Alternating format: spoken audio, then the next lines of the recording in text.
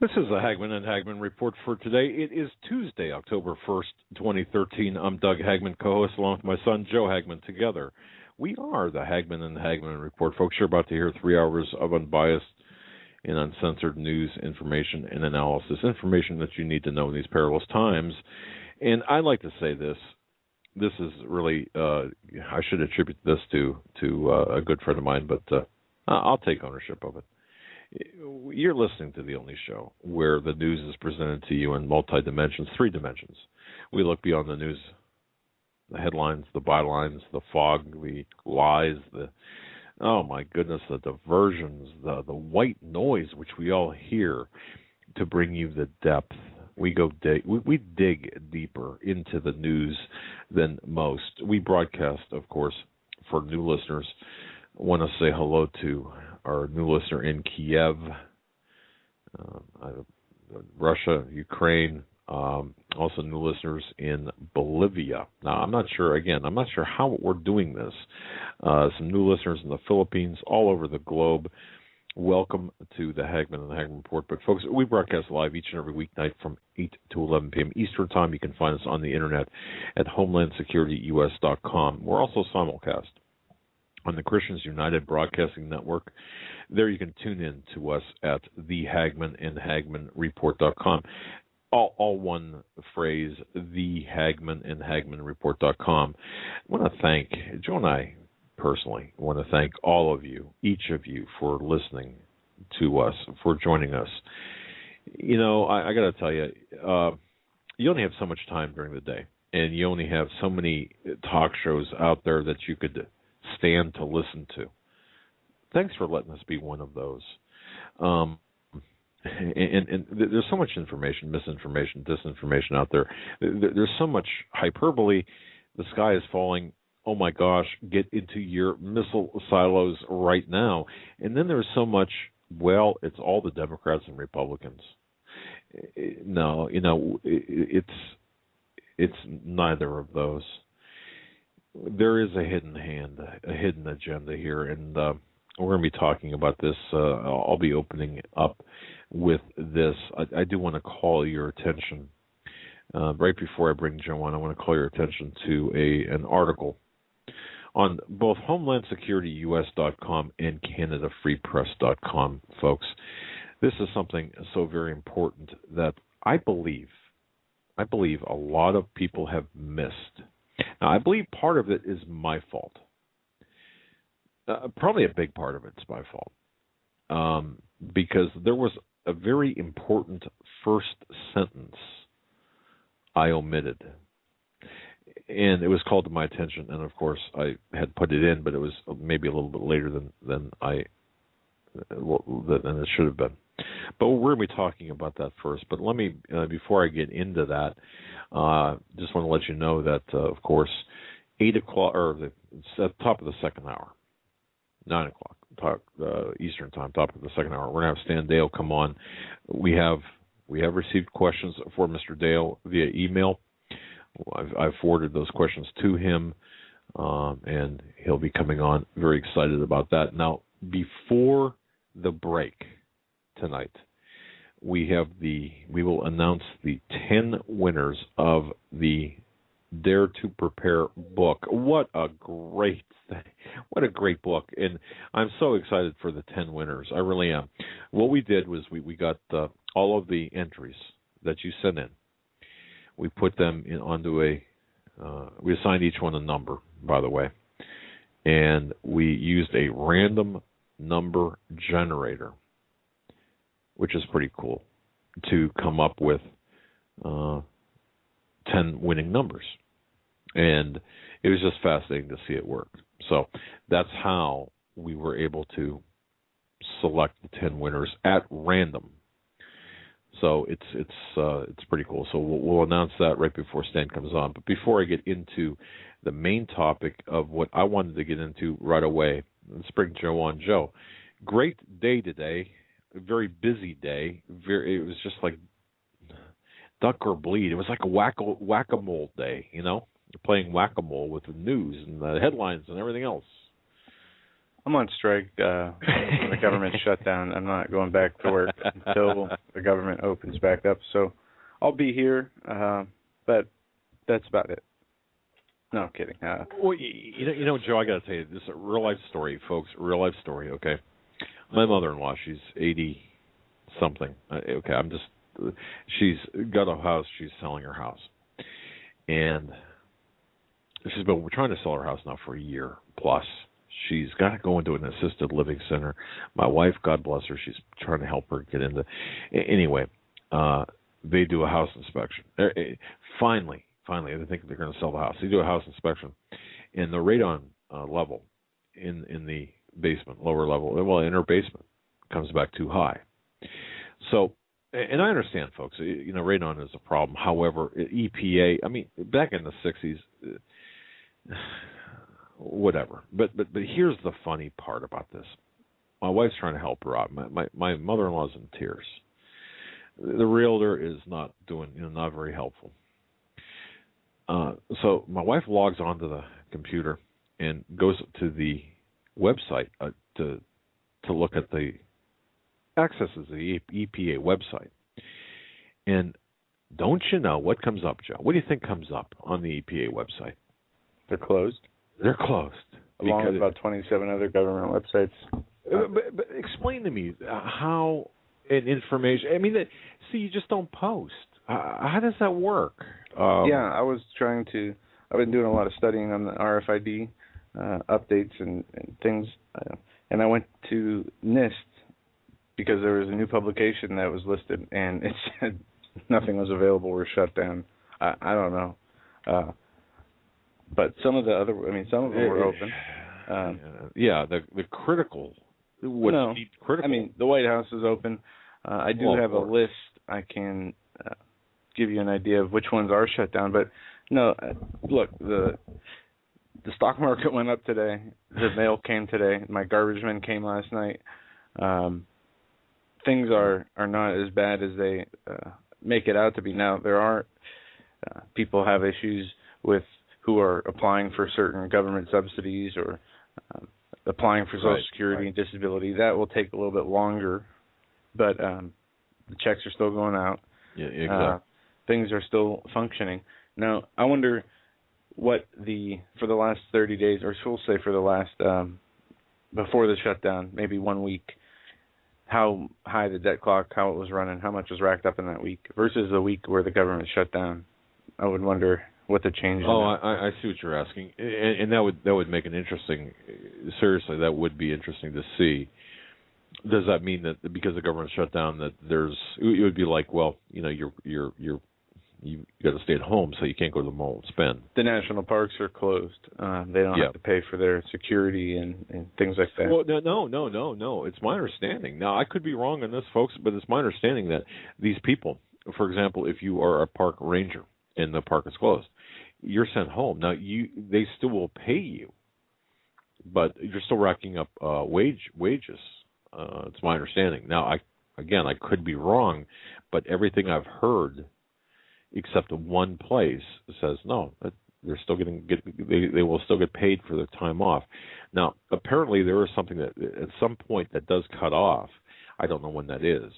The last time I think we had a shutdown was 17 years ago, I believe it was. But anyway, that's correct. Okay. All right, that's from memory. But what I want to get into first, folks, while Joe's getting some things together, is I had written an article, and this is not to promote what I write, except to say that I think it's important. And this is information that's directly from intelligence sources. Now, note the plural there, sources. The article is called, on Canada Free Press, is called Seeing Through a Glass Darkly. Now, on our website, it's called Today's Headlines, Seeing Through a Glass Darkly. That was my fault, the difference in headlines. Same thing.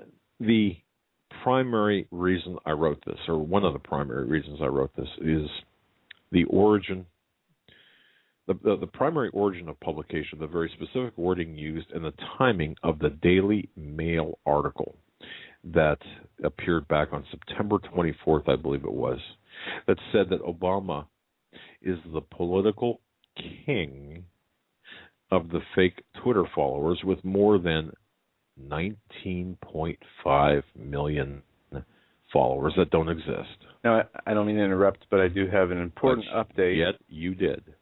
Let me find it real quick. There was an article that talked about this Twitter following.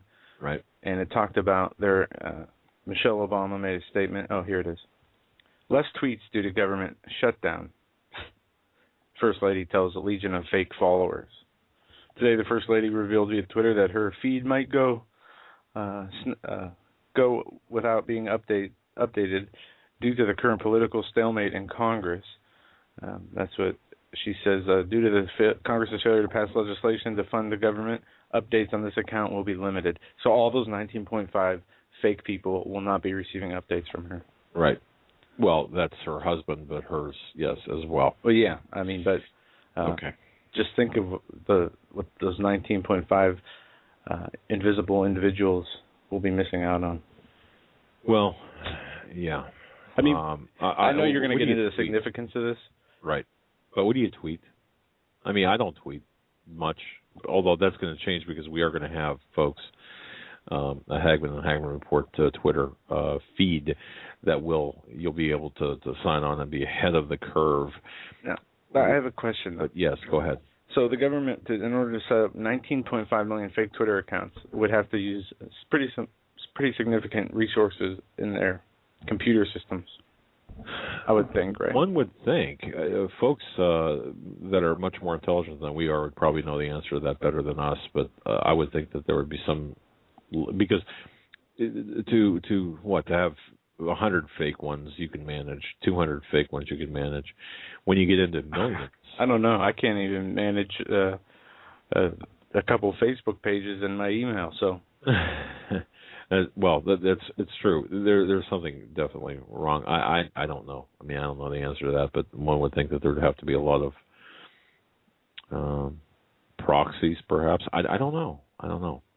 But here's the situation with this article. And here's why I believe this is important. And once again, understanding that this comes from multiple intelligence sources. If you go back to the September 24th Daily Mail article, out of all the headlines, folks, out of all the headlines of that day, of that week, of that time period, if you look, where did this come from? In other words, why did the Daily Mail run with this in such an aggressive fashion? You'll note that from the Daily Mail that others picked this up almost verbatim, and then from there it became a talking point on the right by the conservatives. Now, and I believe that this is exactly what this hidden hand of power wants you to do, or wants it to be done, that these conservatives, these Republicans, these people who adhere to this right-left paradigm are following the script to the letter without knowing it. And here's the problem I've got. Out of all the headlines that could possibly be touted as important, you've got this headline, and pay very close attention to the specific wording here and the timing and where it's from. The Daily Mail, where does that originate? That originates from the city of London. That is, if I were to pick an article, for example, or a media source that would be the mouthpiece of, we'll say, the Rothschilds or the power brokers, this would be it. So why 19.4, or why run with this article? And then it calls Obama the political king. Awful strange word to use. Well, perhaps not. Of the fake Twitter followers, with more than 19.5 million that do not exist. Now, 19.5. Let me ask you a question. How did they come up with that number? Why not 20 million? Why not 19 million? Why 19.5? Was this done? Was this from some study? You won't find any answers to that question.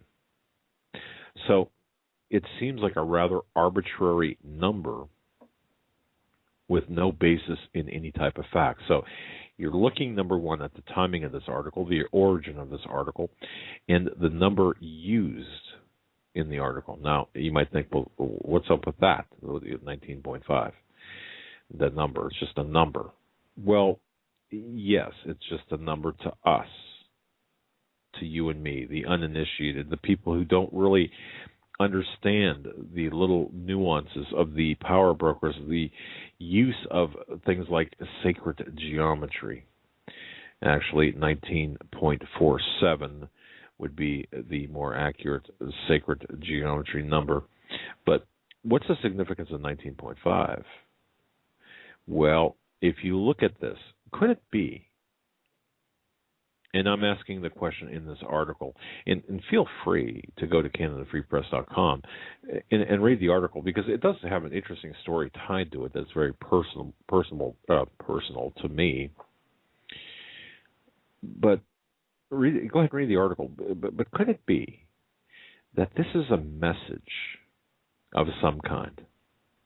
Because, folks, what I did at the prompting of my sources is type into a search engine 19.5 and the word president.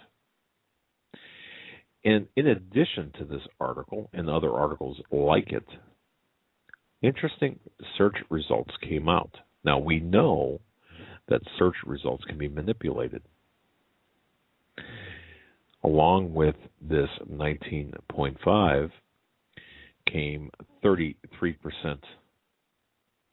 I believe it was approval rating, or it was a 33% associated with John Bonner, the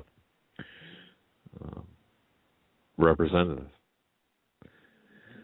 In addition to all that, one of the search results, or several of the search results, had certain things to do with China.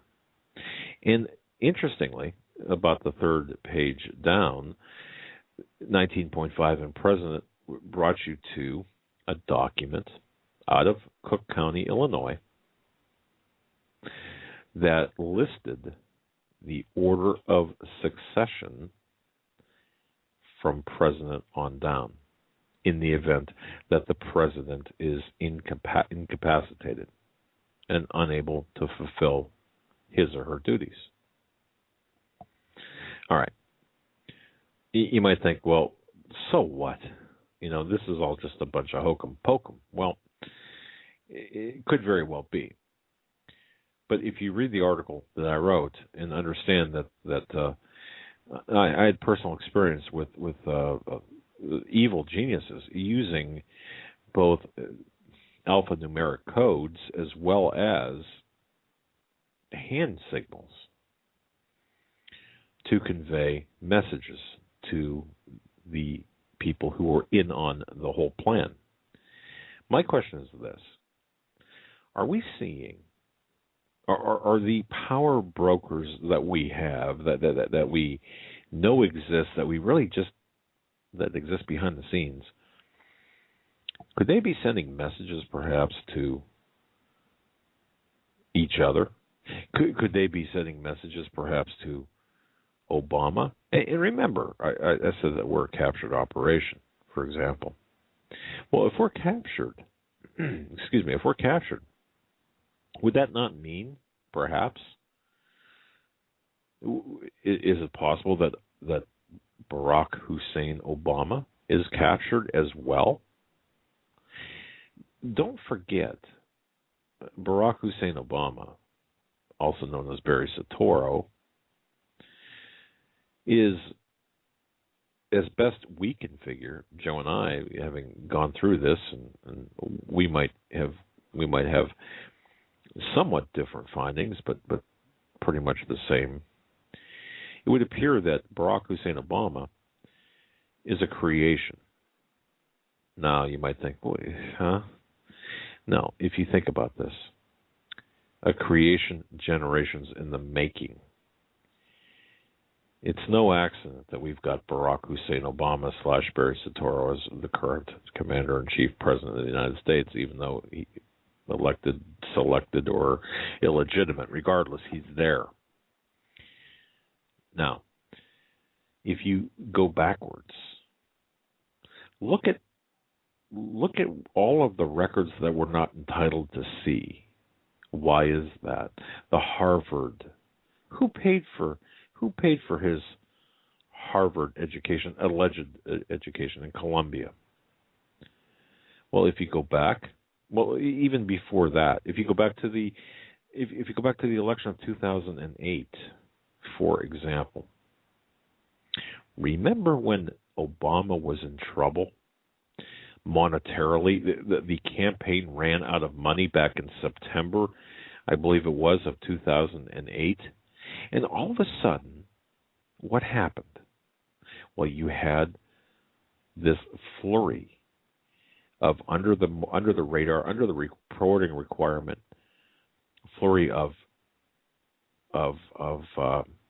contributions to the campaign. Where did those come from? A sampling of those, where some could have been located or verified, authenticated, came from mosques within the United States or people associated with mosques in the United States, which were funded by, that's right, Saudi Arabia. So, you go back to the election of 2008, and all of those odd campaign contributions, under the requirement to be reported contributions, and you'll find that those tested and those authenticated can be traced back to mosques in the United States or people associated with mosques in the United States, and then back to Saudi Arabia. Well, when I say back to Saudi Arabia, it's because the Saudi Arabians had paid or put money onto the prepaid Visa cards or whatever were used to create this flurry of donations. So you've got the Saudis that paid immensely in 2008. Go backwards from there. What happened, for example, with Harvard and Columbia? How did he get in there, and who paid for that? Well, if you trace back, and folks, you just have to do a simple search for this. You'll find that a lot of the money used for his attendance contributions from a Saudi benefactor or Saudi benefactors. And if you think, well, okay, so what? Well, keep going back in time. I say Obama's a creation, a CIA creation, because isn't it funny that Timothy Geithner's father and Obama's mother were working together in microfinance in Indonesia, which was actually a CIA front? This is where the CIA comes in now. Now remember, we had Jerry Corsi on, Dr. Jerome Corsi on last week. We were talking about the globalist agenda. We were talking about the coup, the decapitation that occurred back in 1963. Well, if they're capable, and I say they meaning the CIA, if they're capable of something like that, they're certainly capable of planning ahead and having several, hundreds even, potential candidates, potential people that will lead the free world, because these people think in generations. They don't think in years, just like the Muslims. They think in generations. They don't think in weeks and days. So my contention is as follows. Number one, Obama is a product of the CIA, of a larger operation. Number two, the headline, specifically, that 19.5 headline, and others as well, are messages. They're messages to a select group of people. And I would suspect that if Obama knew And perhaps he does, that he's captured. He's beholden to someone else. He sees those messages as well and understands their meaning. That would bring me to this. At what point, given the current situation with the animus among the American people right now, the division among the American people, at what point does the man lose his utility to his benefactors? And what happens when he does? You had a series of movies.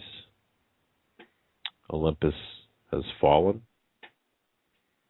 What was the other one? Something Down. Olympus Has Fallen. White House Down. White House Down, and that was, but Olympus Has Fallen, released on the 22nd of March. Of course, that's a Skull and Bones number. Now, you might think, okay, well, you know what, Doug? You've lost your mind because they're just numbers. They're just dates. And everything is going to happen on the date. Of course, except when there's pre-planning behind it. Now, I don't know for a fact that this is taking place. But it seems to me that it's worthy to look into. And it's worthy to start looking at the various hand signals. The one that comes to mind in particular is Angela Merkel, her very unnatural hand positions, as you will see throughout how she holds her hands in the numerous images of her holding her hands. Of course, that's a sign of the Illuminati, okay? Now, again, everyone holds their hands different. Perhaps it's just a freak, just a habit. Well, there's only so many coincidences you can accept until you start questioning whether or not this is planned, whether or not there are messages that are taking place. And if there are, shouldn't we be looking at those? And again, I don't want to sound like I've totally lost my mind. However, I think if you put it in the context of the story that I wrote within the article, you'll see that there's utility behind these messages. So it's communication in plain sight, and it's sending a message in plain sight. But my question as well, and my concern is this. If you think about where we're at today as a country, the divisiveness, maybe what scares me the most, I think, is having a situation, knowing that Obama has lost his utility to the Saudis, perhaps, if you consider Syria, if you consider, and by the way, John B. Wells had talked about our program on last Friday, which was great, and other alternative media, including Dave Hodges, great. But if you think of our pushing, and the result of that pushing has perhaps screwed up the plans, or at least the timing of the plans of the people in power. And Obama's not getting his what he wants when he wants, or when he's supposed to do it. Perhaps Obama, they're looking at him and saying, you know what, wow, he was good while he lasted, but now he's not getting it done. What's the quickest way to get the agenda of Obama in force? Well, agenda of Obama? Yeah. What's the quickest way? If you wanted to see Obama's agenda. Well, let's just say, okay, the agenda that Obama has been told to promote. What's the quickest way of the most certain quickest way to get that agenda embraced? Well, dare I say this? Make him a saint. Think about that. Think about that for a moment. What happens if Obama becomes a saint, a martyr. Less resistance because, my goodness, they're already playing the race card. Oh, can you imagine? Can you imagine the race card and the ultimate martyrdom card? Holy cow. It would, yeah. But that would also have an effect and impact as well, depending on what happens and how it happens and on other related matters, agendas. You talk about the fairness doctrine. Remember back in 1995, Oklahoma City? The talk was, what caused that? Not Timothy McVeigh and the Riders Truck and John Doe number 2, and of course the fact that McVeigh was working with others in the military industrial complex, but no, that has nothing to do with it. No, it was talk radio. It was conservative talk radio. So add all of these together. And then the last thing, and I'll close this out. When I was going through using those particular search terms, I came across an interesting article from the Raw Story. Never saw it before, but it was an artifact of that search, dated September 26, 2013. Save the date. Conservative activist says Obama will be overthrown November 19th. That's from the Raw Story, authored by Travis Geddes, dated Thursday, September 26, 2013. Now, once again, if you look at this, and if you open your mind to the fact that numbers mean things, 11, 19, here we go again. And nowhere in the article is 19.5. So why did this come up? We know that they play with the search engines. Could this be a message of some kind? Either to Obama or about Obama? Or am I just seeing things? Or, could it be something different? I would submit that there's something to this. Now, once again, I do believe you've got to take this in context. You cannot rely on this, and you just have to put this file this in the back of your mind. And ask yourself, when you see headlines that seem to be just a tad out of place, or that seem to be a little bit with everything else going on, all of a sudden you see something pop out that doesn't really make sense. Ask yourself why. Maybe there's a different reason for that. And again, I would relate it to the story that I related to the readers in the article that appears on CanadaFreePress.com and HomelandSecurityUS.com. And just think about it. That's all I'm asking you to do. And as a homework assignment to the listeners of the Hagmann Report, certainly if you have any suggestions, if you have any observations, if you have any theories, if you have anything that you want to submit, I read everything. I can't respond to everything, but I read everything. I'd be more than happy to hear what you have to say.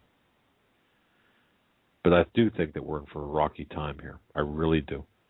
And I think that this is all part of it. And I think that this communication, what we're seeing, I think this has been, if you go back in history, I think that obviously you really can't go back and search history contemporaneous to the various elements. However, I think that you will find that, there's been communication. And numbers mean things. And words mean things. And hand signals mean things. If you believe that there's a hidden agenda, a hidden hand, a hidden set of forces, I happen to believe that the Rothschilds and the Rockefellers they may be united at the moment to some extent, but there's also kind of this tug and pushing and pulling between the two. The Rothschilds want the system to be collapsed more immediately than the Rockefellers for various reasons. And perhaps this might be a digs in communication between the two camps. I don't know. I'm just throwing this out there. I just want people to think outside of the box. Think beyond the box that is your television or the box that is your computer monitor, and just think about this. If we can expose this, or at least understand it, or even bring light on it, we can bring some pressure to bear. And isn't that what we need to do? I think that's part of it. So I just wanted to bring that out and just kind of share that with the listeners. I want to thank you for listening to that, and just consider that. I know there's a lot of pressing news, but I think that this is a perspective of the news that's extremely important, especially considering that we're a captured operation. What do you think? I just woke up. No, kidding. That was good. And if you keep talking for another 23 minutes, you will have taken us to the top of the hour. Is that what you want me to do? No. The people are saying no. We have news to cover. Absolutely. As much as I like to hear your thoughts on these things, we're going to get into some news. All right, let's do it. Because there is a lot of news to cover. Yeah, we'll do this for about 20 minutes. Let's take the last 5 minutes of the hour and the last 3 minutes and announce the winners. Yeah. We're going to start with where we kind of left off with last night with the meteor sightings, the meteors that have been reported all across America. There's an article yesterday, meteor sightings in the thousands across the United States. Reports of sightings are coming from American Meteor Society by the thousands. According to one of the latest reports posted at the American Meteor Society website, it's been a busy week for the AMS as we are bombarded with fireball reports from all different parts of the country. The latest event took place over Alabama and Georgia last night, September 28th. Local time, witnesses from Virginia, Maryland, Kentucky, Tennessee, North Carolina, Alabama, Georgia reported the event so far. And you sent me a map of sightings over one day. Right. And it was just unbelievable. The eastern part of the United States, it was, I think, 37 states were included or something like that. But it was just a huge amount. And we see the increase of these fireballs and these meteors continuing. And I think we're going to continue to see these. And one thing we need to understand also is that some will, come down like we saw in Ohio. The meteor came down and it set a house on fire and 2 people were killed. The one in Russia that happened earlier this year smashed into a frozen lake, but that thing was huge. If that thing fell down in a city, I mean, it would have really done some damage. And now we learn today, that astronomers confirmed that an asteroid nearly collided with Earth this week. The same American Meteor Society said that this event was not reported by the mainstream media, that an asteroid narrowly missed the Earth. According to RT, a 15-meter asteroid similar to the object that exploded over Russia in February, moving at the speed of 16 kilometers per second, was detected hours before it narrowly missed Earth over the weekend. The asteroid was discovered Friday night in a station, Lake Baikal. 9 hours later, it flew within 1,100 kilometers of the Earth's surface, below the orbit of the geostationary satellites. And interestingly, there are reports of meteor sightings from 40 states. Over the next century, astronomers predict many asteroids will pass Earth. One, the closest near miss, expected in April 2029, and that's called Apophis, is set to pass just 38.5 thousand kilometers from the center of the planet. And from what I understand, in 2036, if we're still around, it is going to hit. But keep your eye on the skies because fireballs are being reported and being seen all over the place. Now, to the government shutdown, I know we don't want to do this, but we have to. Wait a second. Before you go to the government shutdown, you know one thing I forgot to add, folks? I'm sorry. The second page of my notes here, I didn't even look at my notes when I was talking, and now I just looked down here. Your clock ran out. You have no time left. I gotta throw this in there. You can pay for extra time. I will. Actually, I'll slip you. Anyway, one more thing. When we're talking about numbers and what have you, that story about Obama on the Ross story about him to be overthrown on 11/19, and I made mention about the numerical significance of that, the 11 and 19, and once again, we're getting into some murky water here, but that's exactly 42 days before the end of the year. And 42 is a royal number and it has references to Obama, rainbow number, royal number. And folks, you can research that on your own. But I just wanted to throw that in there in addition to everything else, which I thought was really interesting. Once again, do your own research, make your own conclusions, but I thought that was very interesting. Joe, go ahead with the government shutdown. Now, where are we at with this?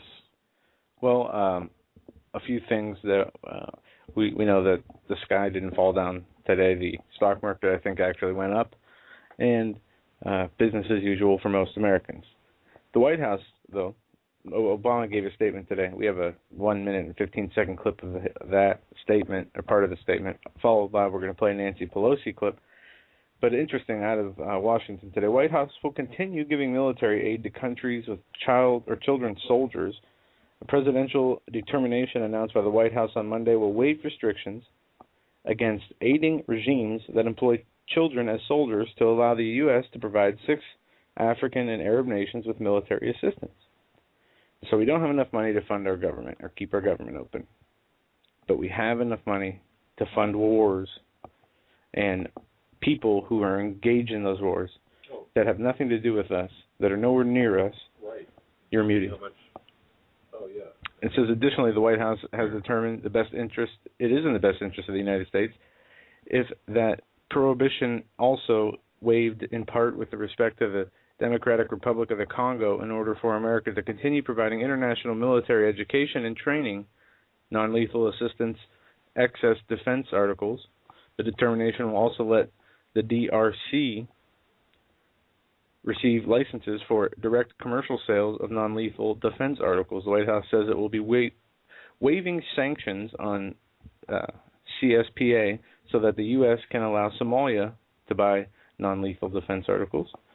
And it continues to list the different countries and the waivers, international law waivers or U.S. law waivers that Obama will be waiving, much like he waived a few weeks ago to support giving more arms and guns and money to the Al-Qaeda rebels in Syria. Well, speaking of numbers and Al-Qaeda rebels, if that's what you want to call them, guess how many million are going to Al-Qaeda rebels? I'm not even... Obama. 19.5? 195 million. I guess Al-Qaeda rebel is a double... I don't... Yeah. An Al-Qaeda rebel would be somebody who is fighting Al-Qaeda, maybe who was once in it. But... yeah, well, we'll have to change that. But isn't that interesting? 195. Why not 200? Why not 100? Why not 150? I don't know. But okay, there you go. So, all right, I know. You know how I feel about that. It's just kind of it doesn't. When information you hear that, and I know a lot of people do get interested in that. But you know what? Apply it to Scripture too, though. I just want to say this: apply it because we know that the Illuminati, the people behind us, and I promise I'll shut up after this. But we know that they use Scripture and they use inverse. They pervert Scripture and they use inverted Scripture. For example, Ezekiel 11:19. Just think about that. Okay, hold on. I'm going to read. That's just out of the air example. Okay, it's probably not even one that I should have used, but okay. But think of like Ezekiel 19:11. Okay, you've got to look at this a little bit differently. Now, I'm not seeing patterns where none exist, and I'm not suggesting we do that. Well, we could use Isaiah 9:11. You know what? I've got it written down here somewhere where Isaiah 9:11. One source is talking about this in detail, and he gave me scriptures references. Or is it 11:9? It talks about the cedars, what they put on the World Trade Center. Exactly. That's it. And I'm not sure where I put that. Psalm 19:5 and 5:19, the inverse. Look carefully at that, okay? But again, I promised I'd be quiet about that I'd stop talking about that because we do have more to get into. But I just wanted to mention the 42 and then the other aspect of the things too about the scriptures. So, all right, go on. Obama administration lawmakers, staff can get abortion coverage. The Office of Personnel Management ruled Monday that members of Congress and their staffs will be able to buy health care plans that pay for abortions, even though the premiums are funded largely by taxpayer money. We talked about this a while back when this whole health care debate was in the news, and I remember specifically that they denied any taxpayer money would go toward abortions. That is at least through the HHS Act, but right. Because Planned Parenthood is funded with taxpayer money. Well, the Hobby Lobby is going to shut down if they're forced to do this. If they're forced to pay, there was nobody from Fox to MSNBC. No one in the mainstream media is covering the Hobby Lobbies saying, "Hey, you know what? We're a Christian-based company. We're not going to sacrifice our principles based on this law. So we might just shut down." Yeah, and I want to give a positive example before I go play these audios here of things that can be done. Something I found in the news today that's positive that will affect change, or at least bring attention to it. Christian parents to sue to stop board from indoctrinating kindergartners with evolution theory, the theory of evolution. Christian parents in the state of Kansas, Topeka, Kansas, have filed a lawsuit challenging newly adopted educational standards that would mandate children as young as 5 to be taught about evolution and global warming as a scientific fact. In June of this year, Kansas Board of Education joined 25 other states and the National Research Council to adopt new science standards for kindergarten through 12th grade, but accepted guidelines have been opposed by the Citizens for Objective Public Education, along with a number of Christian parents in the state who seek to instill their children a belief that life is a creation made for a purpose that does not end on death. It is not simply a purposeful occurrence that is the product of an unguided evolutionary process. In the lawsuit filing to stop the standards from going into effect, 15 parents representing a total of 18 children asserted that the origin of life is an inherently religious topic and that the new guidelines essentially promote the religion of atheism and materialism. So parents getting together, taking action against something that they see as wrong to help their children. That's good news. Yeah. That's good news. I thought so. Yeah, and that's one way we can all fight. And folks, we need to get together and we need to stand up as one voice and say, no, we're not going to do this. My stepson, you remember, the regular listeners know, I received a letter that my insurance is canceled effective January 1st. My wife got a letter yesterday, I think it was. My stepson got a letter. And he posted his anger on Facebook, and no one would believe him. And he's got a lot of liberal friends and progressive friends. And so I believe he posted the letter on Facebook. But I looked at it, and sure enough, I mean, it's interesting because what we were paying, my wife and I were paying for our insurance premium, we're going to be paying, I think, $55. We would be paying $55 more a month than had things remained the same. And this is directly attributed to this Affordable Care Act. Now, Joe, one thing, and folks, this is something that I've been getting a lot of emails on. Joe has been working tirelessly and feverishly about the RFID aspect of the Obamacare. And I know you're not ready to talk about You guys have this. no idea. No, I can talk about it a little bit. I know. But the reason I mention this, too, and I want to thank... sleepless nights. A few sleepless nights. Which you're young enough where you can still handle that. A few cartridges of ink and I've never reams seen of paper. You could have printed out the entire healthcare bill with the paper you've got. Who sent me this? Somebody sent me this here about the RFID chip. RFID. Oh, come on here. Thank you, whoever sent it in on the email. I'll find it. Well, this just to say this while you're getting that together is that this RFID law, that their mandate law regulation, yes, it's real and it is mandatory, and there are they don't come out and say RFID implantable chips will be mandatory. They use this language. It says as much, but they use this language that makes them use 78 pages on a regular or a Well, think about the Declaration of Independence. How many pages did they use to handwrite that versus the laws that we are now faced with? The Constitution, how many pages, handwritten pages, really? And you've got now the laws. Yeah. Oh, come on. Executive Order 13521.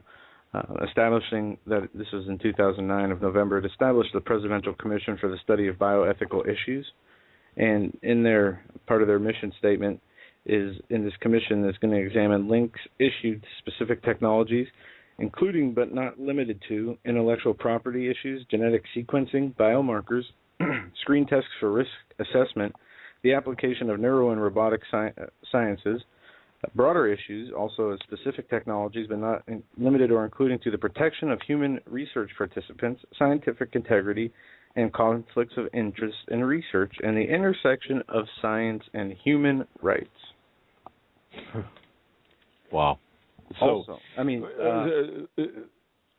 I guess what amazed me from your research is something I did not believe.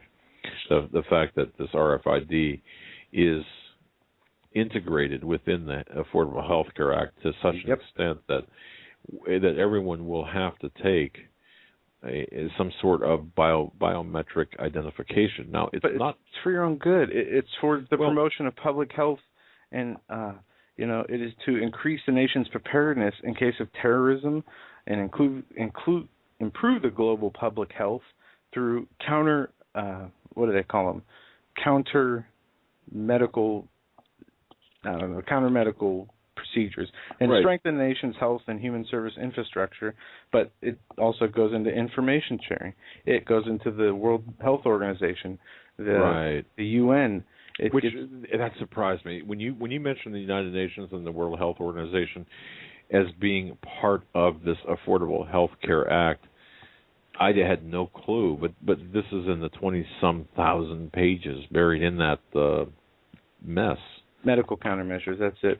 And okay. Here, let me, I'll just read one part of a document for the Center for Biologics and Evaluation Research Strategic Plan, 2012 through 2016.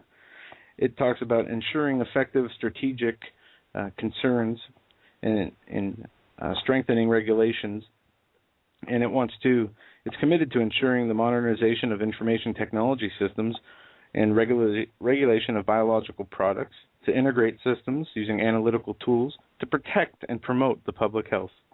The Office of Information Management, FDA Informatics Governance Board, will advance and implement the agency's informatics and enterprise information technology initiatives. And it goes on to talk about how they're going to develop and implement improvised strategic operational planning processes to executive strategies to support resource decisions, implement quality assurance initiatives, and use these different agencies, such as the World Health Organization, under the section where it talks about international collaboration, which this just floored me when I was reading this. The harmonization, that's it, I'm sorry. Harmonization in existing regulatory standards to work toward harmonization of new biological product areas to promote global public health. And it says the harmonization efforts in the International Conference on Harmonizational Technical Requirements for Registration of Pharmaceutical Use in Humans, the Global Harmonization Task Force will help protect the confidential exchanges with counterpart regulatory agencies and develop guidance and policy measures with the World Health Organization, the UN, the European Medicines Agency, and through its outreach efforts to engage stakeholders to establish common perspective in emerging areas. Interesting. And it goes on from there. Talks about the global control of biological products, facilitate global access to vaccines, to implement these standards through a series of regulations. And this goes back to an executive order that talks about promoting international regulatory cooperation. Now, this is interesting. The international regulatory cooperation allows government agencies, you know how Congress brings up bills and laws, and they vote on them to say, if they want them implemented or not, and then the Senate votes on them, and then if the president wants it, he signs it into law. To see what's in them. There's been executive orders issued since 1993 from the Regulatory Planning and Review to last year to promoting the international regulatory cooperation. It says U.S. agencies don't have to go through Congress. They can write up their own regulation policies and implement them through the Federal Register, and then they're a law. Which is circumventing the entire constitutional process and actually the legal process as well. It's the pure definition of socialism. Well, fascism even. This is, and a lot of people don't realize that one of the first things that Hitler did when he took over, conquered a country, is implement national health care. But I throw that in there as well. Folks, we're getting close to the top of the hour here. One last thing. This is all for people who are going to research this. This is all being done through places such as the Unified Agenda. You can go to readyinfo.gov if they're open. Many other places, the Federal Register, the Center for Biometrics, study for the FDA. It's everywhere. But I'll have a comprehensive report I can't wait. Sometime in the near 6 months. Yeah, I was going to say, it's I've never seen so many printed pages in one spot, done by you. So, and thanks for doing that. Now, real quick, I want to mention, and I want to thank the various people who sent this to me, the Common Sense Show, Dave Hodges. He's been on with us before. Folks, visit his website. He's got one of his latest from September 30th. That would be yesterday. The apocalypse is upon us. Now, that sounds pretty dire. Yeah, I saw that on a alternative site, the headline. Just go ahead and read through that. And regardless of what you think, just look at the facts. There's enough facts provided on that to really get you thinking. Okay, so all right, I want to mention that. Okay, we're going to announce the winners of the Dare to Prepare contest. There was 1,192 entries, and we'll go through the winners now. So okay, and we from my scanning, I did not pick this. Joe did not pick these. Again, these were randomly generated numbers assigned to each email, and actually, my wife was the one that made sure everything was above board, and so here they are. And folks, what if you hear? We'll be contacting. That'll be the best. And I want to thank everyone for entering. And by the way, if you didn't win, please get yourself. You've got to get your hands on this book. I would go to Holly and Standeo's site and purchase it. But here are the winners. Kurt R. from Central Mississippi. Kurt Raymer. We'll just use the first name and last initial where there's... There could be 20 Kurt R's. Well, Susan W.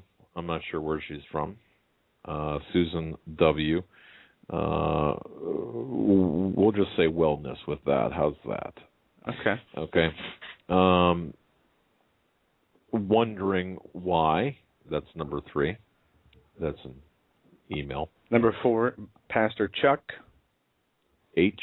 from Columbus, Ohio. Number 5. Go ahead. Number 5 is Joseph F.K. Yes. Number 6 is Alan O. from San Diego, California. I'll let you do the next one. Number 7 is Joe Michelle B. Michelle B. From Georgia. Yes. Number 8 is Vivian L. from Edmond, Oklahoma. The 9th one is Joyce R. And we don't have a place for her. And the last one, Simmons. From Australia. And those are the 10 winners. We'll repeat them before the end of the show. And I want to thank Holly Dale and Stan Dale for their graciousness.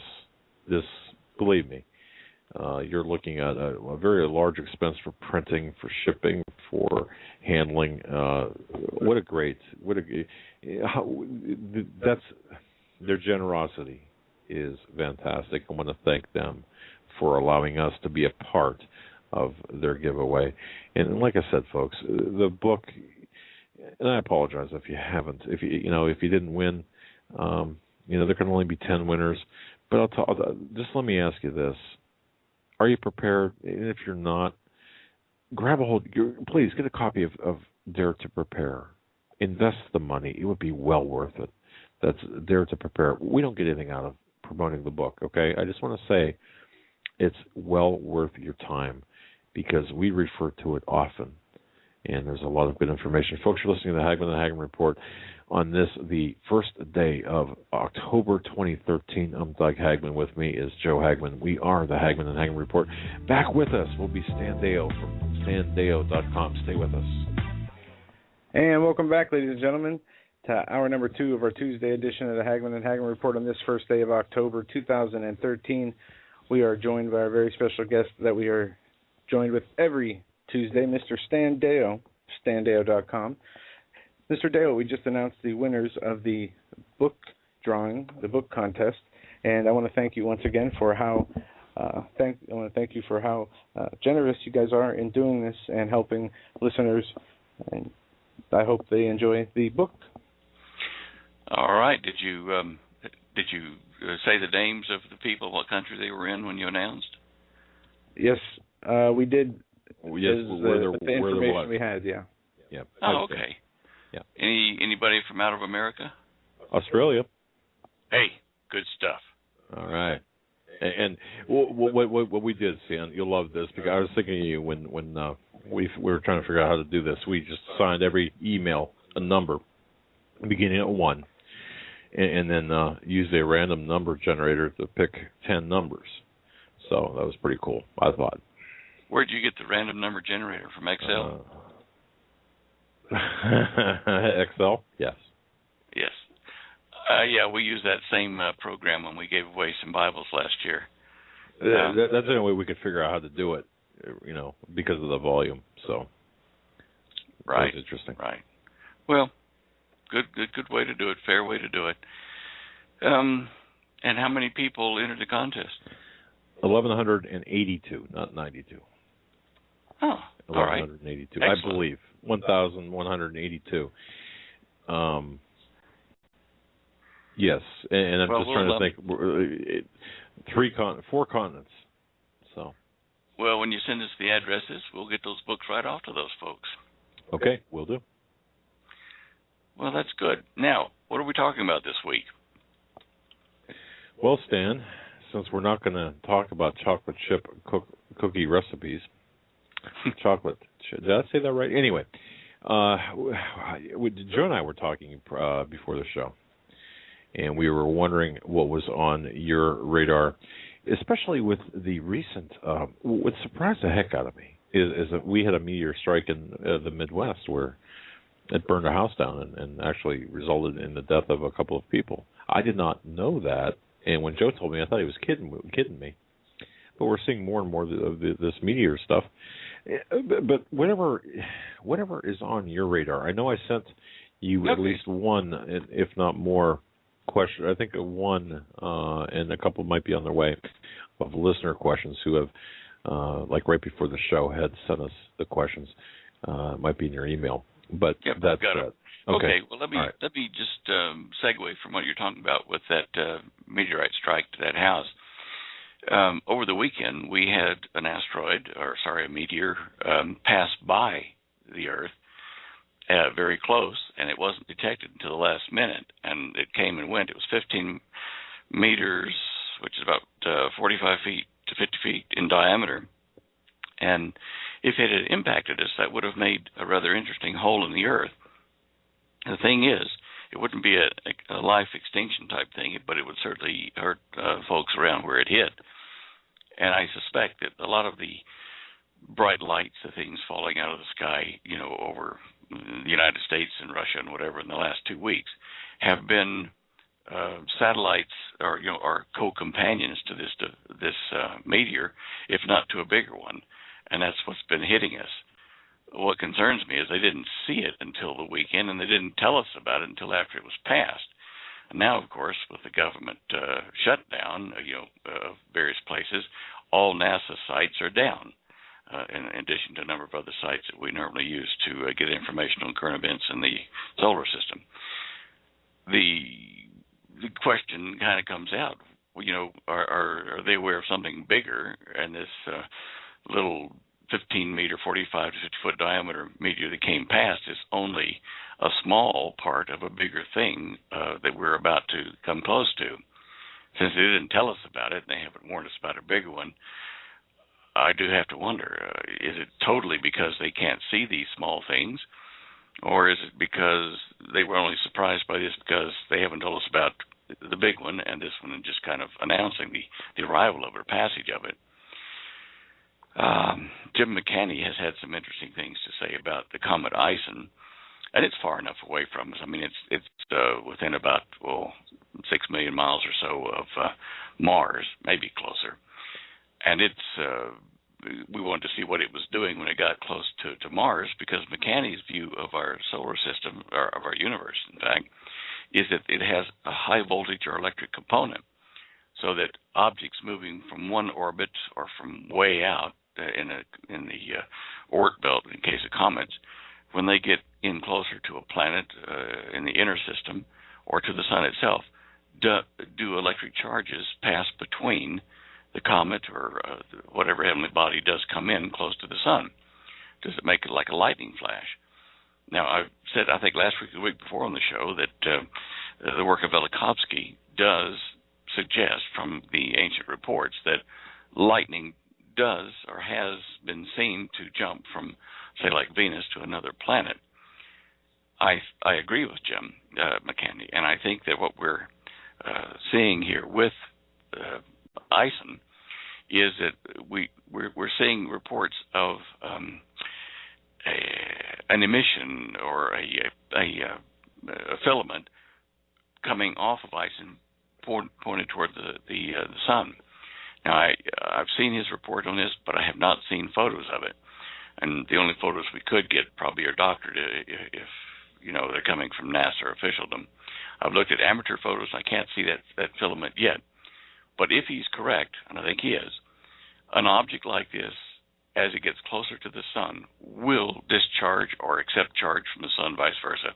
And you will see a large lightning flash. Whether our cameras will catch it, another thing. But that might cause Comet Ison to blow apart because it is a new comet as far as what we're seeing and recording. And new comets do some rather interesting things. First of all, they come in with a frozen shell of primarily carbon dioxide gas, which burns off, and after it's burned off and it gets closer to the sun, the real gases come out of the comet and fluoresce at various frequencies, primarily in the green spectrum, but some of them in the blue. And I'm not getting into the blue Kachina thing. I'm just saying that's the spectrum that we see. Now, new comets do tend to be very bright as they enter the system, and that carbon dioxide is blown off, melted and blown off by the sun, even though it's not close to the sun at that point. We still have to look at what happens after Ison gets close to the sun, its close passage, which is only about 900,000 miles, a little bit less than that, and that's very close when you're coming to the sun. As it goes around the sun in late November or September, it'll go around the backside very quickly, and when it emerges, we have to look and see and be surprised by what we see, I'm sure, because the heavy activity on the comet from the sun will have blown or heated or exploded whatever it's going to do as it comes around. It may not even be visible when it gets around the sun after the passage because it may have been totally destroyed. As it approaches earlier in November, I suspect if we're going to see a lightning flash, hopefully we'll be able to catch it as it gets close enough to the sun to discharge. But even if it doesn't, when it passes the sun, and it'll probably break apart, like the Hale-Bopp comet did when it hit Jupiter, there'll be a string of pearls or bright lights, possibly, that we'll see as it emerges. But it'll leave much smaller particles in its wake, and it may be doing that even now.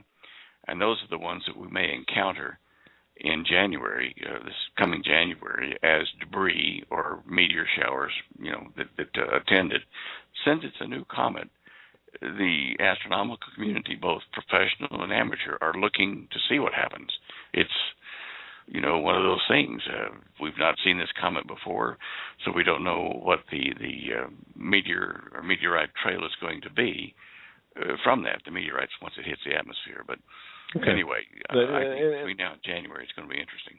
It is, and I know we've spoken about Comet Ison every time you've been on, and people it seems like more and more listeners, their level of interest with respect to this particular comet is growing, and of course, Stan, I mean, comets really historically portend change, isn't that right? Or portend change, I suppose. Good, bad, or indifferent, nonetheless. Isn't that what they're... Oh, yes. In history, the people have associated comet arrivals in the sky with war, with disease. And as Velikovsky points out, some of the comets have left debris trails, very fine dust particles, which carried viruses and things like that, which if we pass through a trail like that with a new virus, or a new bacteria of some sort, it could cause a lot of sickness on the planet. That may be why the ancients have recorded them as portents like that. Okay. I don't know. That makes sense to me. Well, I've got a very personal question, or question that's of personal interest to me. I wrote an article, kind of switching gears here, and I want to get your take on a couple of things. Respecting your opinion, respecting your professional assessment of things. Of course, you had written, and folks, Stan is the author of Cosmic Conspiracy. If you haven't read Cosmic Conspiracy, if you don't have it in your library, please pick up a copy via standeo.com. Now, Stan, one thing that I've looked at, and I opened the show with this, or we opened the show with this, was we were talking about potential for hidden signals to be made, especially with headlines. And I got into a story. I wrote in my article, which is titled Today's Headlines, Seeing Through a Glass Darkly.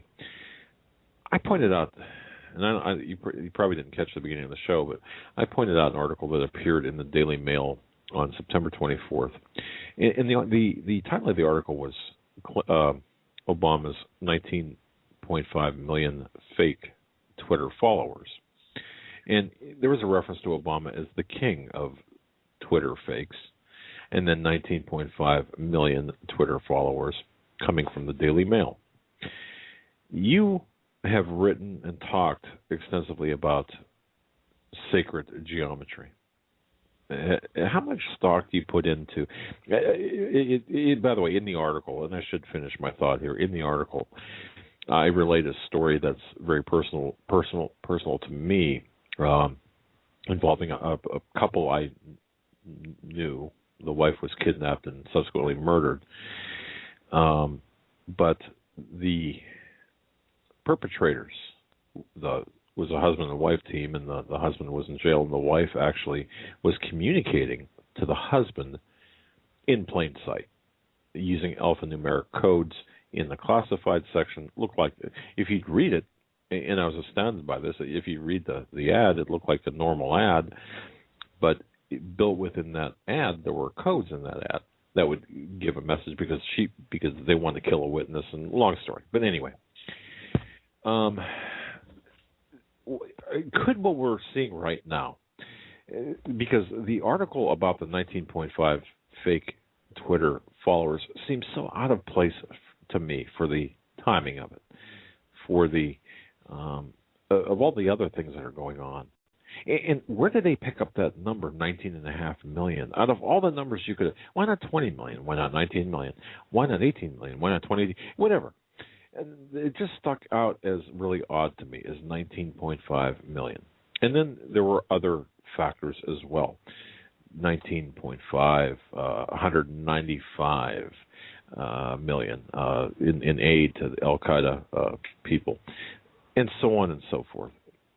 And, oh, by the way, one thing I left out, when the wife of this husband and wife kidnapping duo, in the case that I wrote about in my article, was doing television interviews, there was the FBI, they were like, why does she want to do so many interviews?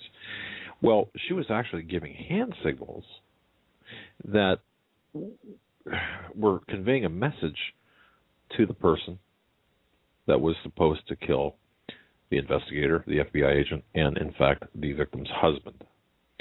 So, having said all that, we know that these signals exist. Sacred geometry, 19.5. Any thoughts? I mean, I don't even know where to start with the questions, but except to ask this. Could it be that what we're seeing here, in some cases, not all cases, but in some cases, is a communication system of the powers that be? Well, of course, it's possible. And as far as sacred geometry, I'm I only touched lightly upon that. I'm not the best researcher to ask about that. But as far as passing messages in the press, I think they do. And I think they also have fun with it sometimes by putting out rumors about things about to happen, whatever, to keep us occupied on, dead-end trails. It's a common thing to do.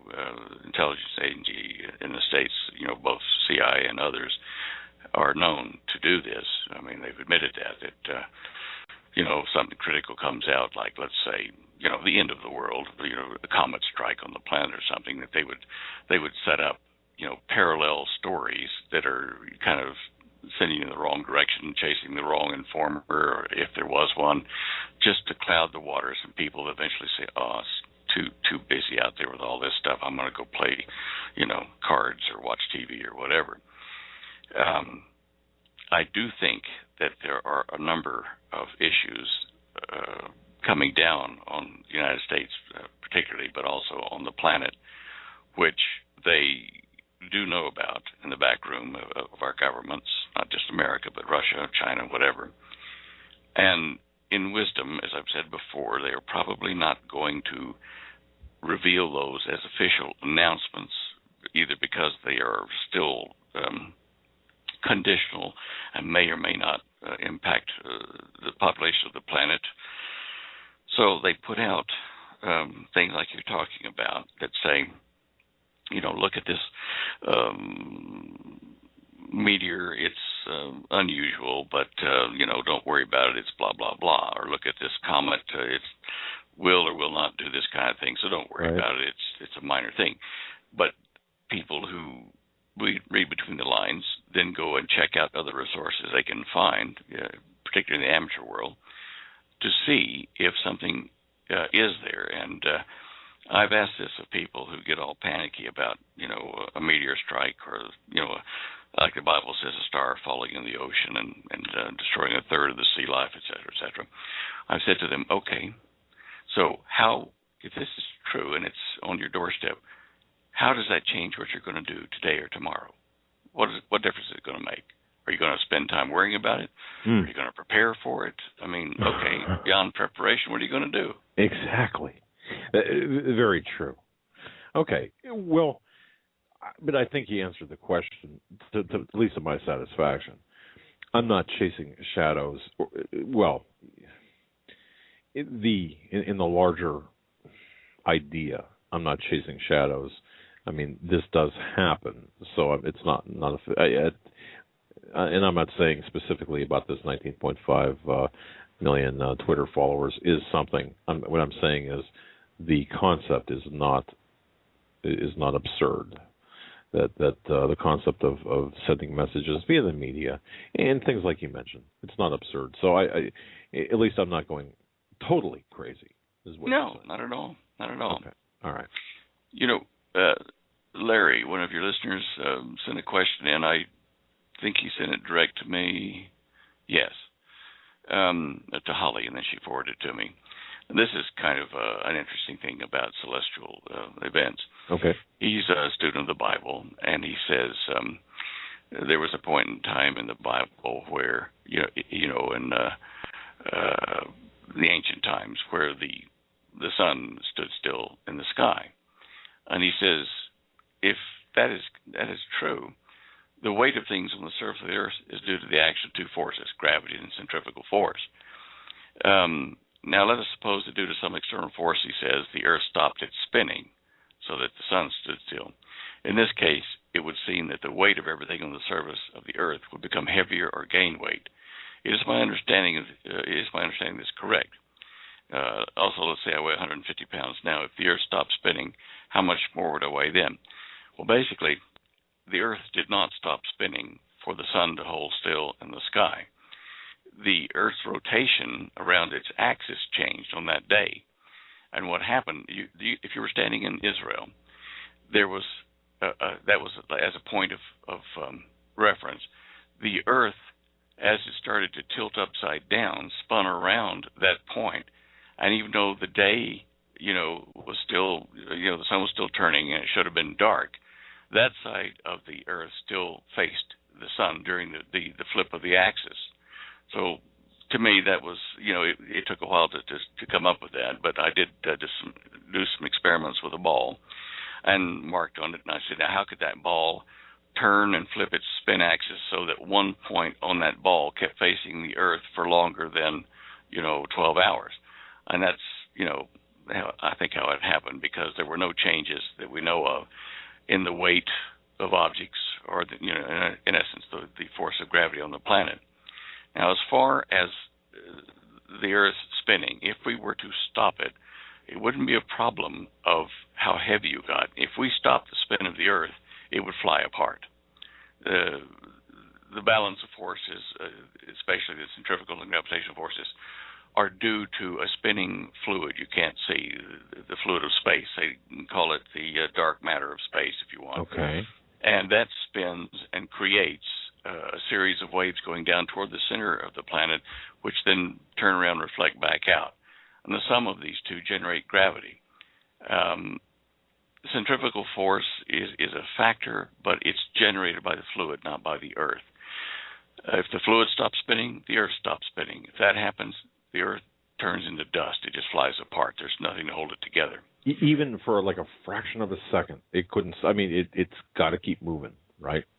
Well, it will keep moving until the fluid that generates the shape of our planet stops. Okay. And this fluid is spinning and gradually slowing down over eons of time. And you see this in the stellar photographs where a star gets old and it flies apart, blows apart, and throws things away.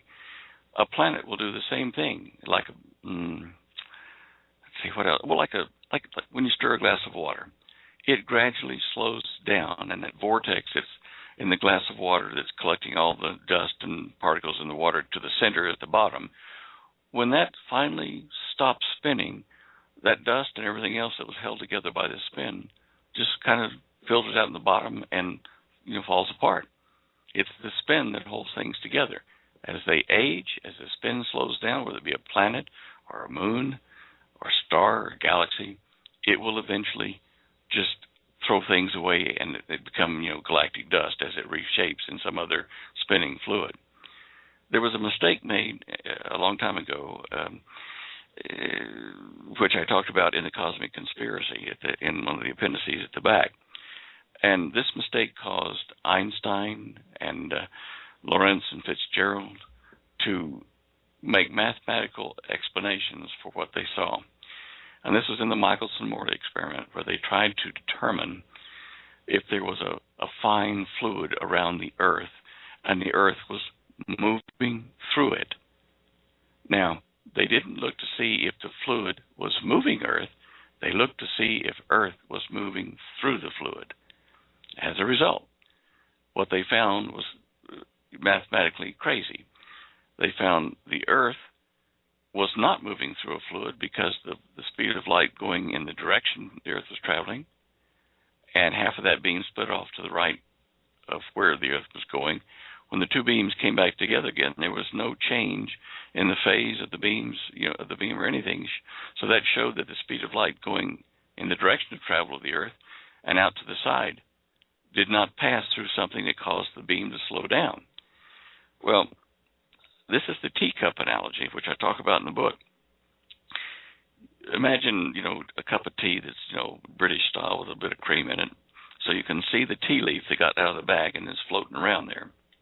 You spin that cup of tea, you stir it, and you'll see this little tea leaf rolling around, orbiting around the center of the cup. And we'll call that center the sun. Now there's this fluid, this tea, spinning the tea leaf. If you get right down on top of that tea leaf, reduce your size and sit on that tea leaf, and stick your finger in the tea right next to the tea leaf where you're sitting, it won't be moving, and you won't be moving through it, because it is moving you at the speed it is moving. And that's the fluid of space around the Earth. Same thing. Now, in 1925, Michelson and Gale redid the Michelson-Morley experiment with a spinning disk, on land here. And they were able to find that, yes, there is an ether space. There is this fluid space.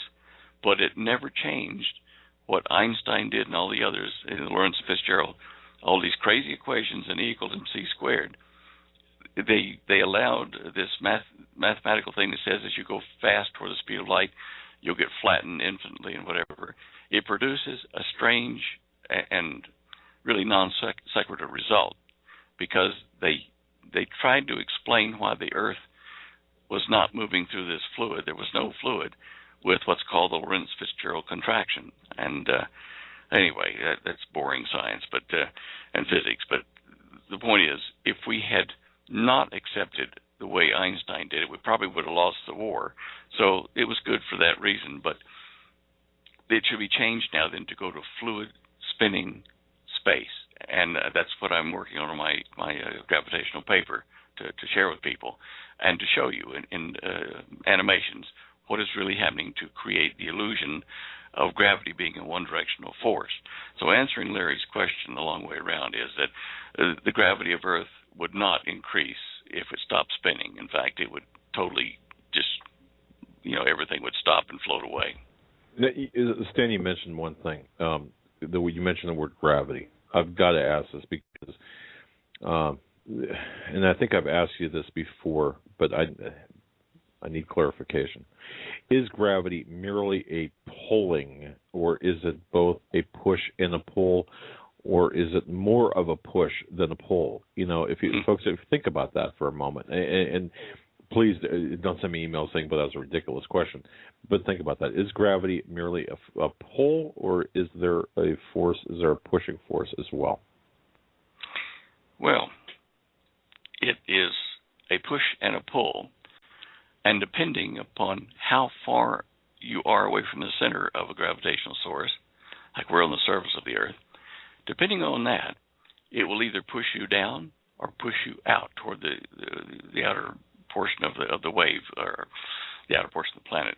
In essence, if you were to drill a deep well all the way to the core of our planet and drop a rock down that hole, the rock would go down past a certain point down in the mantle, and suddenly it would start to slow down before it even got to the center of the planet, and turn around and come back up close to the surface, but not there, and oscillate up and down, until it got to its neutral point from the two waves, the one driving stuff toward the center of the planet and the one reflecting stuff back out from the planet. It's a wave theory. And as a result, gravity would be zero at that point down there where that rock stops.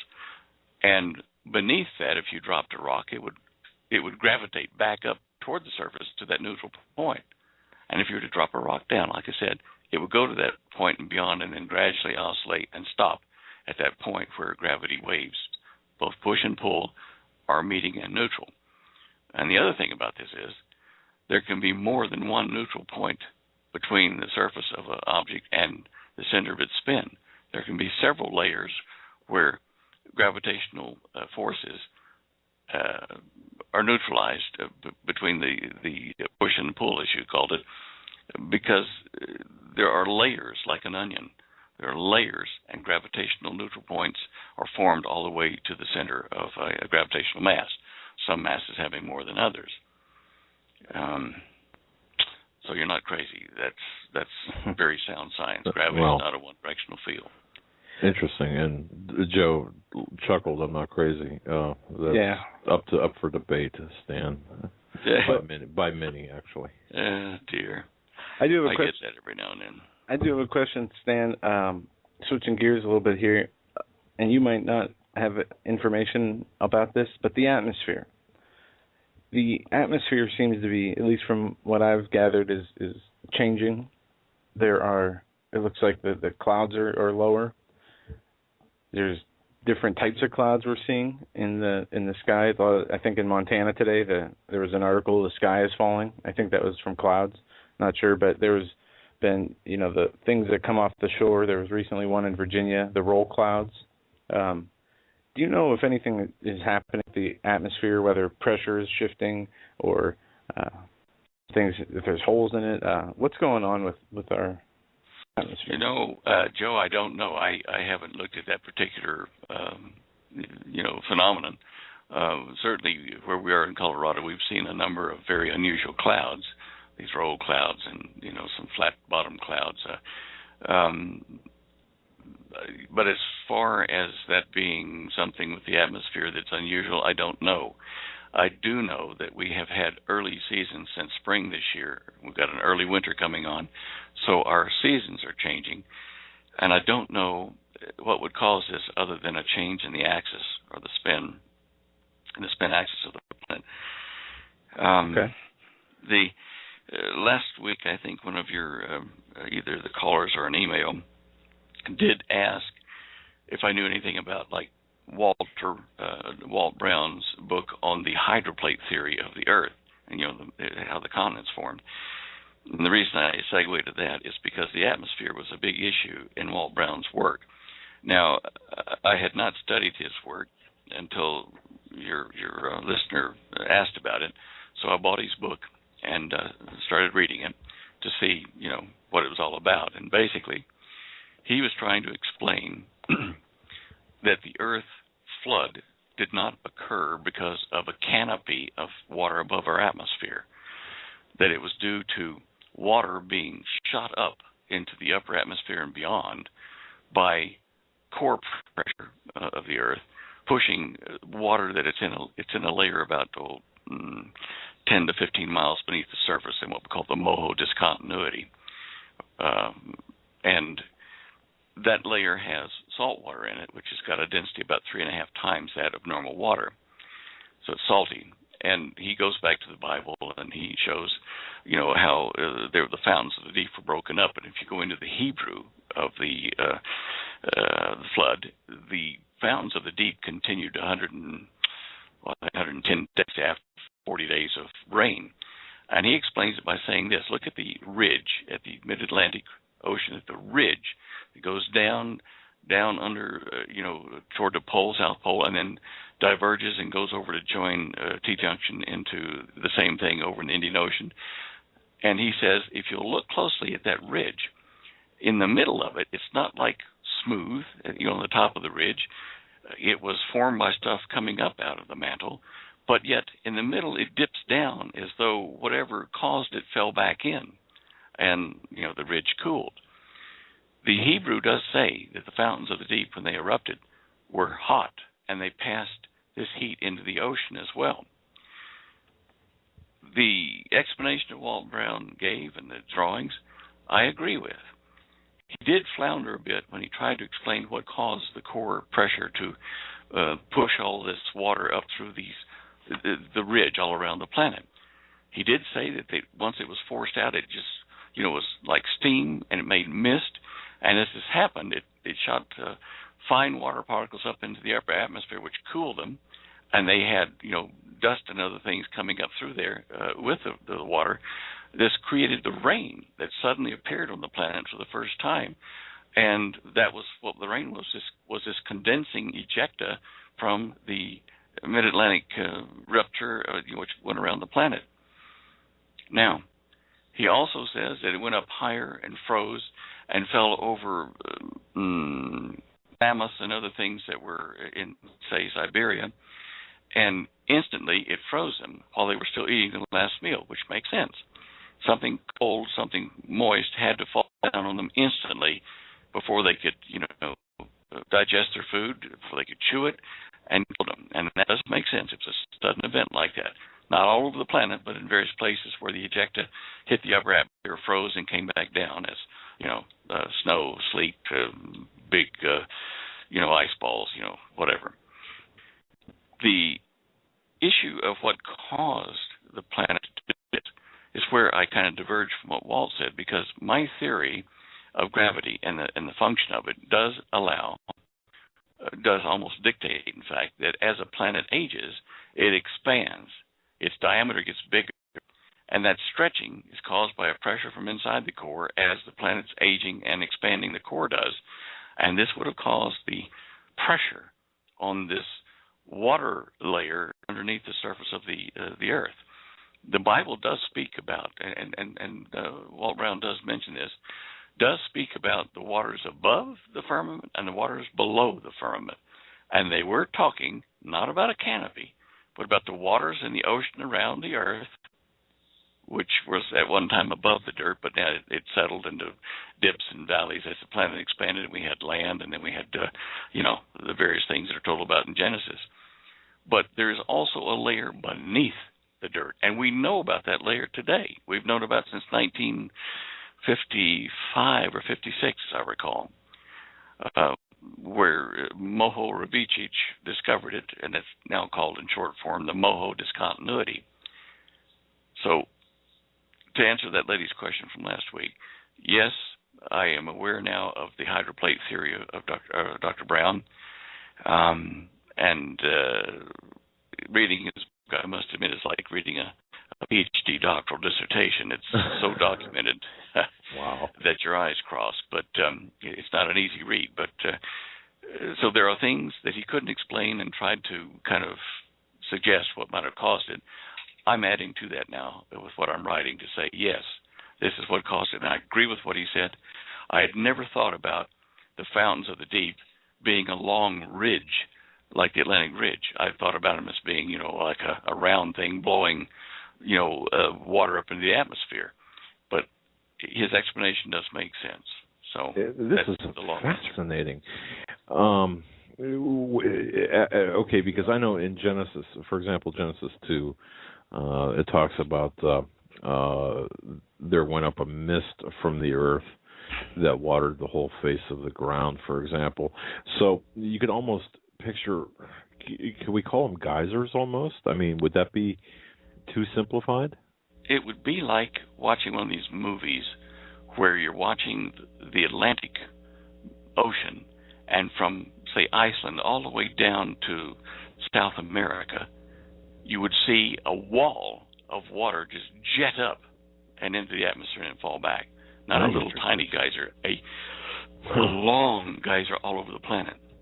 Okay. Wow. Yeah, that would get your attention, by the way. Yeah. Now, would that be akin or relative related to, for example, the active volcanoes, the plate tectonics, and the Ring of Fire, perhaps, or would that be something totally different from what you're? No, the Ring of Fire and other things are a process of Earth expanding, and here's another point that Walt Brown made. He says, you know what? Since there's a lot of theories going around. There was this canopy of water above us, and that when the canopy of water fell as rain in the flood, that's why people started not only not being 900 years, but down to 120 years in age. The point he made was that that's wrong, because he said the flood occurred, and it was 12 generations after that before people started to be living a much shorter time. And I know the answer to it. He didn't state this, but it's our magnetic field. Our magnetic field holds the shield around us, the ionosphere and various layers of it, which shields us from radiation that would age our tissue in the ultraviolet spectrum. When the flood happened, at some point during there, the deceleration or the weakening of the Earth's magnetic field began or intensified. It's like a curve, and started to speed up. And as a result, our shield started to get thinner. We know that for a fact. And the magnetic field is weakening for a fact. And it's been mathematically traced backwards, our Earth's magnetic field. And it's been like a geometric curve, or accelerating curve. And they took it back to the start of where the magnetic field would have been most intense. And found that the oldest the Earth could be was about 50,000 years, based on the magnetic field strength and its decaying out. Then it took several points in history to generate this curve. So therefore, the decay of the Earth's magnetic field around the time of the flood was at such a point that it started to weaken enough to allow radiation in to start aging things quicker. And that's why we now have 70 to 120 years, well, I guess 77, but of average lifetime, because of the loss of that shield, because of the weakening of the magnetic field, not because of the canopy of water falling, because there wasn't one. Interesting. Okay. I've heard that canopy theory before. It couldn't be responsible for the amount of water. And Dr. Brown's paper goes into a number of factors about things moving on the crust of the Earth, continents moving, and how they bump into each other, how they ripped apart. Right. Again, he's doing it with the Earth being a constant diameter. If you inject into his theory that the Earth is expanded, which it has, there's no question about that, then the creation of the continents, various islands and stuff, and the mountain ranges is due to things being pushed out of the way, as, say, like the Atlantic Trench or something opened up. And this pushing away rapidly moved, say, like America toward the west. And it hit a point where it couldn't, descend back into the mantle, in plate tectonic theory. It hit resistance in the Pacific plate, or, the ocean there, and it shoved the mountain range up. He even uses an example here close by to me in Black Canyon, Colorado. Been there, photographed it, and thought, wow, this is incredible. Because it shows layers of granite, black granite, white granite, and the layers are turned totally sideways, pointing up. And this whole formation in the canyon there, it shows that at the time when it was formed, that it was pushed, and the heat of the pushing probably melted these layers, but it turned it 9 degrees upwards. As it hit the resistance in the Pacific side of the country, it shoved the mountain range up. And the same thing happened over in the Appalachians, but to a lesser degree. And it almost broke half along the New Madrid area, which is an interesting point anyway. I got a question here. Interesting. This is from a listener, so they wanted me to ask you about the earthquake swarm in Puerto Rico. And I have not checked your latest earthquake forecast map, but I'm going to do that right now. Let me tell you, you won't find my latest one there. Oh, I see. The 30th was the last one you put up. Well, the I thought we put the 29th up. Holly, did you put up the 29th quake today? Yeah, Holly says it's there. You might need to refresh your browser. I don't have the 30th. Sorry, or October the 1st. I don't have that because the server, strangely enough, the day that I reported, something odd off the west coast of America, the day that I put that up and showed that thing, the server went down at my source over in Europe, and it's a government source, and the server went down for which one did we have? Yeah, you got the 30th up there. Is the last one. Darling, did I say 30th on that? Because it's really the 29th. Oh, okay. Okay. Okay. Yes, no, that is the 30th. Sorry, that is the 30th. And I couldn't do the one for today because they still have not put it up once they got the servers up. And I thought it was interesting that the servers went down when I saw something building off the west coast of the United States in California area where a number of people said we might be seeing a big quake shortly. Yeah. And I, Sorry to cut you off. There's questions about that, too. I saw about a week and a half ago there was a article up that somebody had a vision or a dream and said there's going to be a 9.2 earthquake off the California west coast, and I think there's even a date associated with that. Then I see today 9.7 that somebody also had a vision, and it was 9.7. But, yeah, somebody wanted me to ask you what your thoughts on that were. So, but Stan, the servers that provide the information, is that what you're saying, went down? Yeah. That's really okay. Well, I mean, this is I'm not being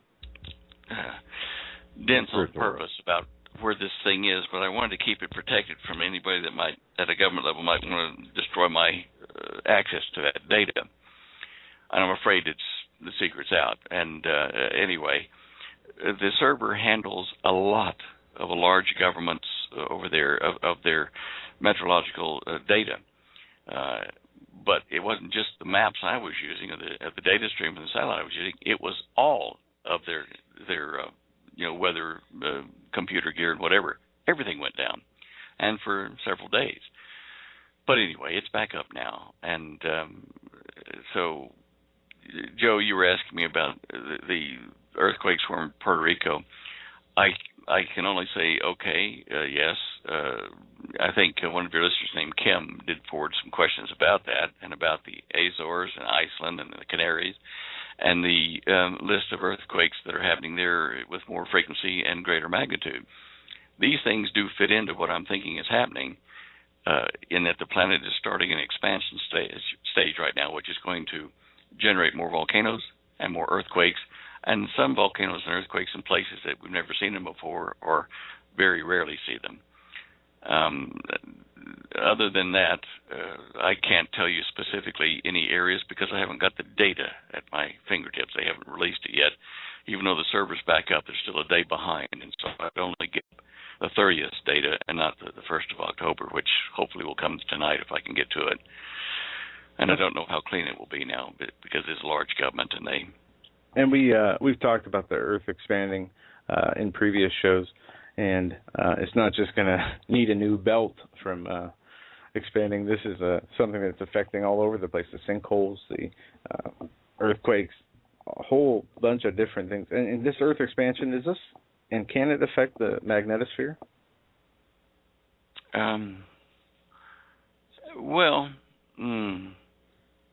Yes, they're both connected. Actually, the magnetosphere is due to the action in the core of our planet and the molten portion of it, primarily. And if the Earth is expanding, the net field is expanding, or that core is expanding, and this may well weaken the field further. We do know that the field is on a downward decline, and it's weakening considerably over the last about 1,000 years. And we're at the bottom end of that curve. That would that magnetic field that protects us is definitely being weakened, and so the expansion is part of the magnetic field. Magnetic field is part of the expansion. It's a mutually interactive thing, and I'm sure that will affect the ionosphere and our shield. Personally, I've seen evidence of that with holes in the ozone layer that have occurred over the last 10, 15 years, as we've talked about before on the show. So I think that, yes, it is connected. And the sun is doing its thing. It's expanding a bit. Everything expands as it ages. I don't know how much the expansion is because it's quite difficult to measure for a lot of reasons that astronomers will list, but I think Joe just pointed at me when you said everything expands as it ages. Joe just pointed at me, at my waistline, I think. But, hey, you and me both. I'll tell you. There was a lady that wrote in. I think it was a lady. Anyway, the question was: have you noticed that in Ezekiel 32:7 that the good Lord does mention to Ezekiel what is causing the problems with the sun, or what will cause it at the end of this age? And Ezekiel 32:7 says, "When I snuff you out, I will cover the heavens and darken their stars. I will cover the sun with a cloud, and the moon will not give its light." And I did mention that on last show or the one before about the sun actually creating a cloud or a cloud covering it. And from what it says there, it looks like a cloud will cover it, and it doesn't say whether self-induced by the aging of the sun or passing through a galactic cloud or whatever. Anyway, interesting. Sorry. No, that's really interesting. Jan from Western New York just sent me an email. She said that when you were talking about the magnetosphere, which the more powerful magnetosphere responsible for essentially giving us longer lifespans. Her question is would there be anything that would manifest itself in terms of, like, could you tell? In other words, could you tell that the magnetosphere was stronger back then? And if so, how? Like, would the trees be bigger? Would would there be anything tangible to see, to know that the magnetosphere was...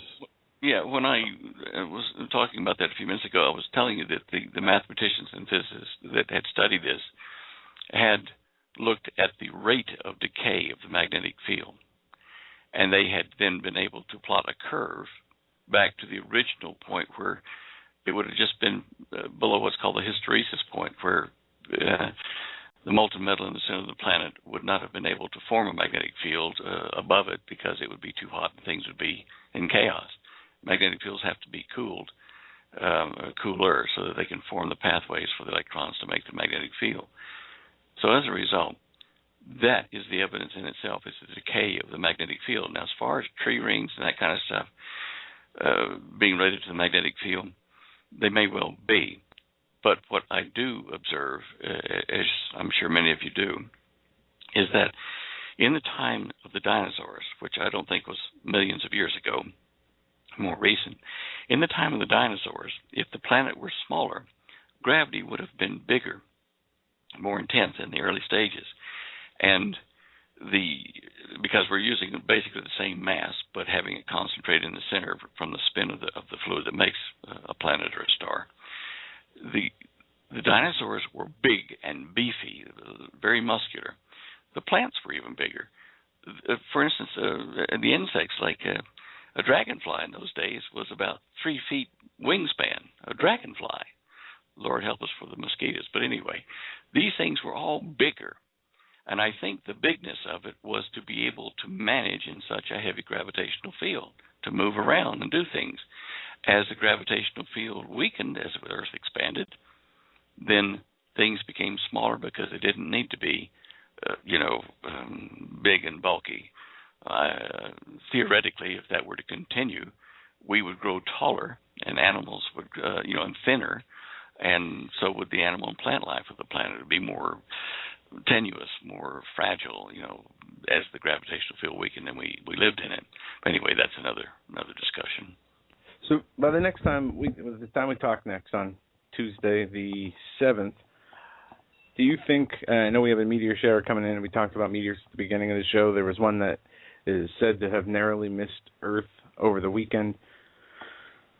With all this increase in activity, if you had to put a percentage on the likelihood of one, I mean, we saw in Ohio that the effects of a meteor killed 2 people as it burned down their house. What do you think the effect or the chances of another Russia-like meteor coming down, or something like Ohio, in between those 2 events, I would say? Boy, that's, you really do need a crystal ball for that. But my feeling is, and there's no hard data to this, my feeling is that we're moving into a period of increased activity as far as, incoming meteors, small to large. And I can base that on the biblical prophecies in the Book of Revelation and on the recent occurrences of all these sightings of debris, of meteorites falling over the planet. Historically, there were a lot bigger and a lot more of them, and they caused a lot more damage. So, yes, I would say that I wouldn't be wearing a tinfoil hat or a shield or something, but be aware that these things are probably going to increase in frequency for a while. Yeah, I don't have a good knowledge of the history of meteors and their effect on Earth, aside from what they say a few big ones did. But just in my lifetime, I don't remember the influx in meteors. And then you take that with the influx of sinkholes and earthquakes and all the other things that are happening. It just seems that things are falling apart in a way. Well, they are. I mean, it's just a change. It's the way things age. And because we can't see above or below a certain size of incoming meteorite or meteor, and until it's right on top of us, we could be running into a field of this stuff that might last for years. You don't know. It's a question mark, which is why I have to kind of bow out and say, well, I feel that way, but I'm not sure. All right. Well, the hour went by so fast once again. Is there anything that we left out or anything you wanted to talk about before we close out? Just want to tell you that Holly did put up Doug's article on our website. Oh, well, thank you so very much. Check is in the mail? There. No. Say again?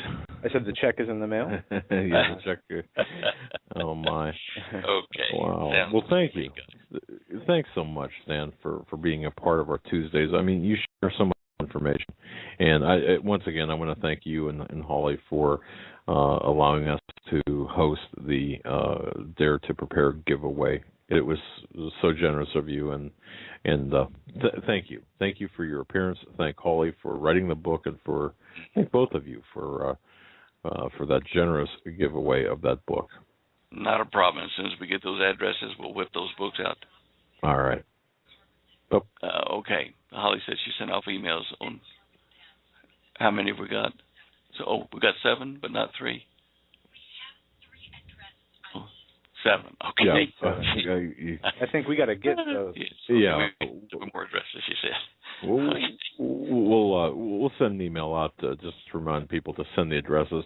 I just wanted to get the names out, at least to you, and with what we had. So not all the people put their addresses in the email, so we'll get those to you as soon as we can. And once again, God bless you guys for doing that. Thank you, and God bless you guys for making this show available so that we could talk and reach people and answer questions they need to hear. Without that, we wouldn't know what to talk about. There's such a thirst of knowledge out there, Stan. I mean, seriously, probably 4 or 5 hours before you come on, I begin to get emails saying, please ask Stan this, please ask Stan that. So people are really, it's great, yeah. Better than boring them with stuff they already know or don't want to hear about. Let's get to the bottom of what's important. And I think all your questions that are being submitted are really worth discussing. Absolutely. And I think our audience is so in tune with things that, heck, some of the questions are so far over my head. The answers are equally or, exponentially well beyond my head. So, but thank you so much, Stan. God bless you. And have a good evening, guys. All right. See you later. Bye-bye now. Bye-bye.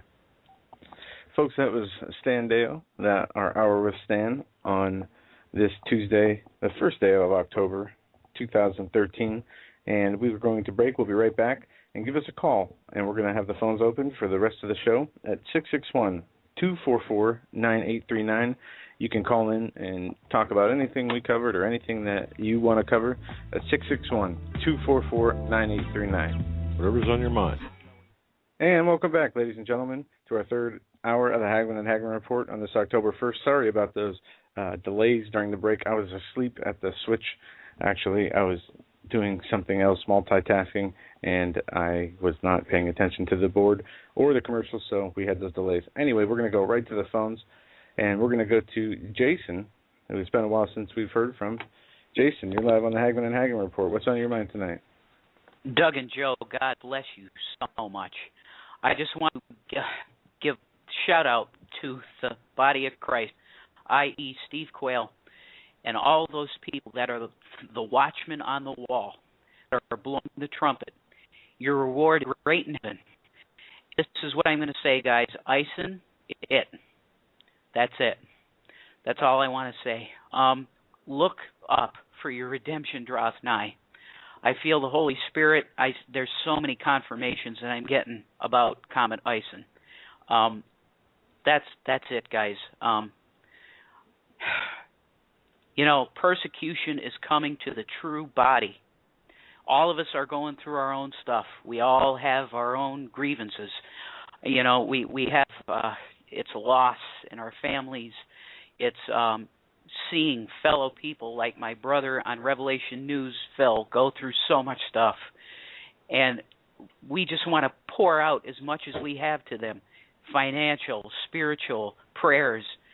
There's so much going on right now, guys. The body of Christ is being chastised and being beaten, just like Jesus before he went up on that cross. Our reward is so great in heaven, guys. Just hold the faith. Hold the faith and keep looking up. Time is close. Go ahead. Well, I'm going to agree with that, Yeah, the time is close. As far as Ison's concerned, I've been feeling that it's more of a sign. I feel whatever is causing these meteor increases, whatever lurks around Ison or might not even be a part of it, something else is out there. And that's what we're really going to have to worry about.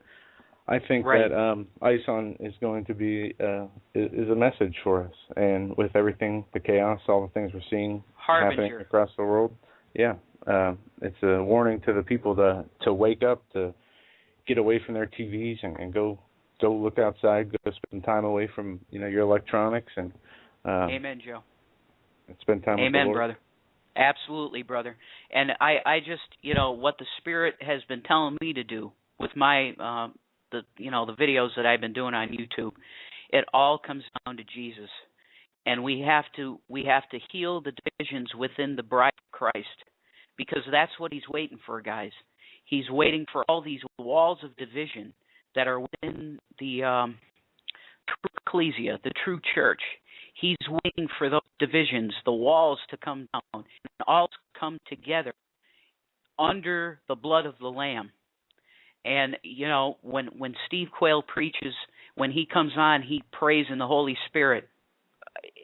You can feel, you can just feel his spirit in his heart. And it's anointed. And it's all about, we have to unify, guys. All of us, we have to unify. No matter what you believe on a rapture or whatever, that's not a salvation issue. It's not. We have to come together under the blood of the Lamb. That's what I was called to do at this very late hour. Just to unify the body as much as I can, guys. And that's what I'm trying to do. And I want to pray over what you and your Father are doing. The Hagmann and Hagmann Report is so important at this late hour. It's an anointed show that people getting saved through what Steve was doing with Pastor Langford in giving people communion, that people that might die the next day get communion. Praise God. I mean, it's what you guys are doing are so important. And I praise God for what you're doing. And any I want to say God bless you, your father, Steve Quayle, Pat Langford, Greg Evenson. Pray for his health, folks. Greg Evenson. The ecclesia, we have to come together in agape love, unconditional, perfect love. Because what did Jesus do on the cross? He was praying for the Romans. He was praying for all of those that were persecuting him and killing him on that cross. He prayed for them. Can we do that, folks? Can we do that? If somebody put, your children in front of you and started cutting them and hurting them, could you pray for the people that were doing that? We got to check our hearts. We have to have perfect agape love right now, because there's coming a time that there's the slaughter of the innocents. It might be your own children you see before you going through things. They're going to say to you, all you have to do is deny Jesus Christ, and we'll stop it. We'll stop. You have the strength to endure that and watch. Do Amen. You have the strength? Go ahead, Joe. God bless you. Thank you for having me on tonight, brother. I love you. Well, we love you too, Jason. And put out your show information. Jason has a show on Blog Talk Radio. For those who are new to listening, it's been a while since you called in. Go ahead and tell us where we can find it and when we can listen. Thank you, Joe. It's just go to Blog Talk Radio and put in a search, Revelation News Radio. My brother Phil and I, we're doing all we can do. We're trying our best to get the last people on the ark that need to come in. It's harvest time, October. The final harvest is here, brother. It's here.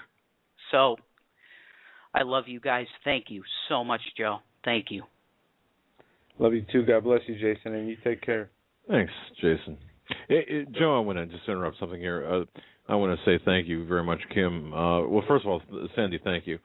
19.5, Sandy writes, is 1/2 of 39, and of course that's a triple 13. Kim, you'll appreciate that, right? And also from Cindy, I believe it is here, or no, Kim. I'm sorry, from Kim, the UN meditation room. I didn't even know one existed in the UN meditation room. The entrance to the meditation room at the United Nations headquarters in New York is how long? 33 feet and 18 feet wide. It's a 666, 18. You see, folks, again, this stuff might not mean a doggone bit of anything to us, but it does mean things to others. And if you look at the mural that's in the UN Security Council chamber, it's a very odd mural to say. I mean, it's just a very odd mural. Kind of like it reminds me of the Denver airport stuff that you see. Has anyone asked why that stuff is there? Again, I'm in one of these inquisitive frames of mind, wanting to know if everything that we're seeing is really hiding in plain sight, or we should be looking at is hiding in plain sight. Thank you, Cindy. Thank you, Sandy. Thank you, Kim. Thank you, everyone who has sent those emails. Absolutely. We're going to move on to the next call here, area code 864. We're coming to you next. You're live on the Hagmann and Hagmann Report. Hey, Doug and Joe. How are you guys? Great. How are you? Good, thank you. God bless you both. Well, thank you. Can you hear me? Yes. Yes. Okay. Well, I apologize. I have been under the weather, so I don't sound too well. You sound it. Are you all right? I mean, or is it just a cold? Yeah, you can pray for me. I've got a virus. Okay. Not sure what it is, but I have called in before. I commented on, and I wasn't even going to mention this, but and I do want to say a shout out to Jason. Thank you, and I could feel his love and his blessings, and I just think it's awesome that he's praying for everyone. And I pray for you guys too, by the way, often.